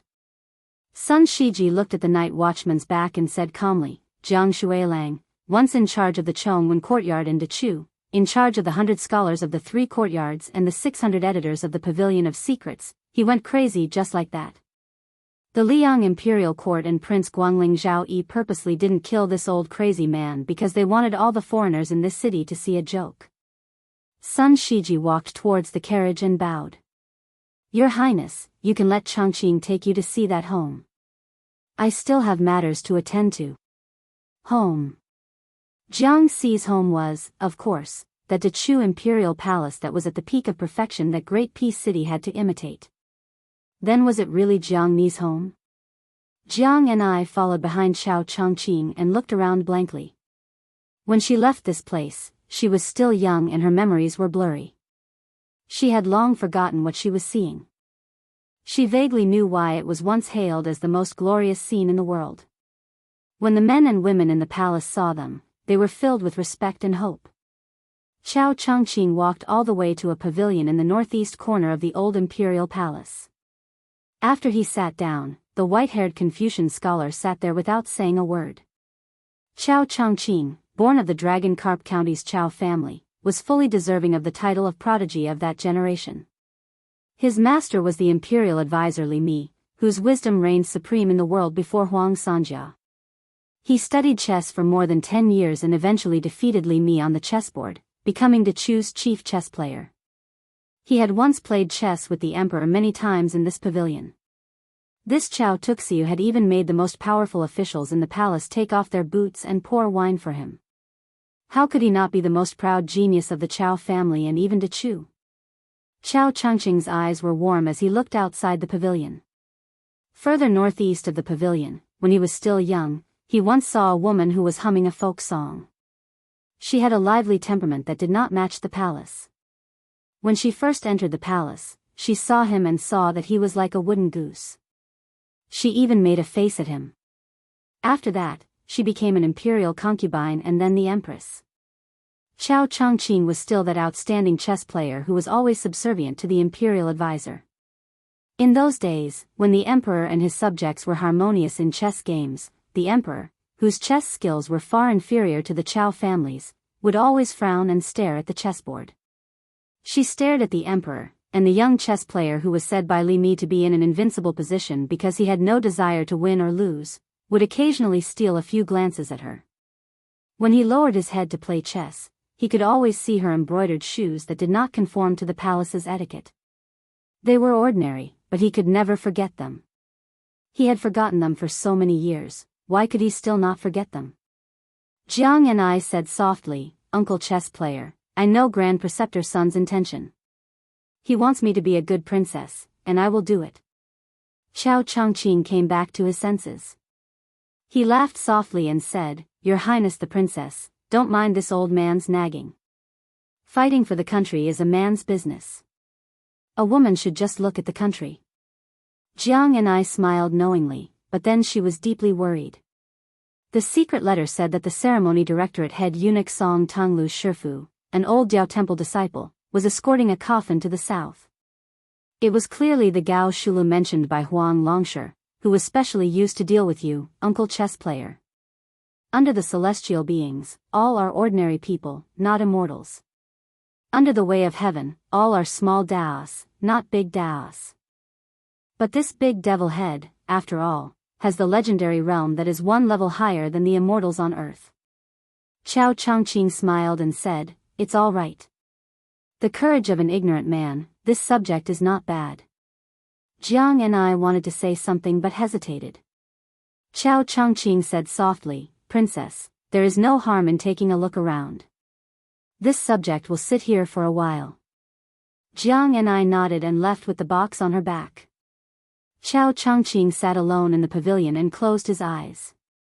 A moment later, Chao Guanzi, who had a one-stone astrological phenomenon, seemed to have gone back in time. When he opened his eyes, he was no longer the martial art master who could pass through the Liang Imperial Palace like walking through the corridors.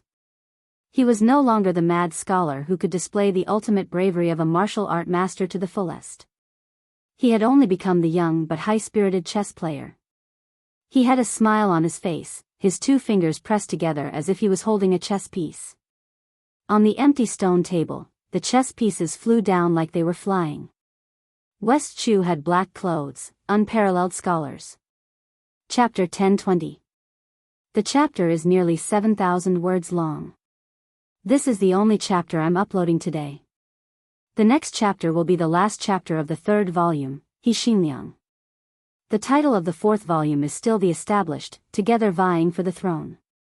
There was no public declaration of war that stirred up the world, and no mobilization of troops by the monarch himself.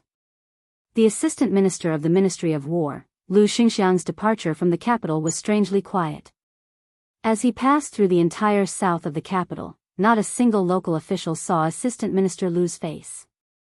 However, everyone was well aware that this did not mean that Lu Xingxiang's departure from the capital was a defeat in the court. Lu Xingxiang had first lost to Lu Baijie, who had also been an assistant minister, and lost the fight for the position of Minister of War. However, immediately after, he received an imperial edict to control the 3 provinces and 16 military towns south of the capital. Even in Guo's great general Yang Xinxing, a group of veteran generals with meritorious service, had to be controlled by him. Lu Xingxiang's cavalry was no more than 300 riders. In this half-open, half-hidden expedition to the south, the court had temporarily not mobilized a single soldier of the capital's military strength. As for West Chu's eagerness to make a move, it seemed that they were still observing from the sidelines. Lu Xingxiang, dressed in civilian clothes, led his personal guards to rest at Yulu Pass, but did not enter the city. Instead, he temporarily set up a large military camp outside the pass. When the captains of Yulu Pass heard the news and hurried over, if nothing unexpected happened, the assistant minister, who was about to temporarily receive the rank of great general according to Liang's laws, received them in the rough and crude camp. There was no fine wine or fine food, no singing or dancing. Minister Lu used simple tea and plain food to send them off. However, this gave the captains a reassurance. Who didn't know that Lu Xingxiang, who came from the Guangling Spring Snow Building, was a smiling tiger? When he didn't smile, he was fine, but when he did, he would eat people. Yulu Pass was located at the intersection of Pingfan, Guangling and Huainan roads in Jingji. Although the captains of Yulu Pass had a higher rank and salary than ordinary Liang military officials, they used to be directly under the jurisdiction of Gu Lu of the Ministry of War. However, now that Gu Lu was in a precarious situation and only existed in name, Yulu Pass was like a guy who had lost his mother's milk. On the other hand, Lu Xingxiang had Guangling roads, his maternal family, to rely on. Secondly, he was a popular nobleman in the imperial court who no one dared to touch. Moreover, Lu Xingxiang did not rely on his family's meritorious service to enter the central government of the empire. More than that, he relied on his own outstanding military achievements during the spring and autumn period. Therefore, no matter how much courage Yulu Pass had, they would not dare to put on airs in front of Assistant Minister Lu. Lu Xingxiang personally saw the captains out of the military camp. Together with a young military general, whom he regarded as his trusted aide, he stood in the empty space outside the camp. Together, they watched the dust stirred up by the horses' hooves being blown away by the wind. Lu Xingxiang crouched down and grabbed a handful of soil, which had the smell of soil mixed with the smell of spring grass. He sniffed it and looked toward the south, not making a sound. Many people did not know that the dignified assistant minister of the Ministry of War was once a lousy scout. One time, he was convicted of making a mistake in reporting military intelligence and was almost beheaded by his superiors. Lu Xingxiang pinched the dirt in his palm and said softly, "Being a scout is like learning how to swim. Once you learn how to swim, no matter how long you stay in the water, it will be very difficult for you to drown again. Guodonghan, you should be very clear about the strength of the Guangling Dao." All day long, they claim that they want to compete with the Northern Liang and Yan imperial paths for the title of number one in the world. In reality, other than the tens of thousands of soldiers under the Prince of Guangling, the rest are all useless. You can't blame the prince for embroidering a flowery pillow. It's just that the young ones haven't fought in 20 years.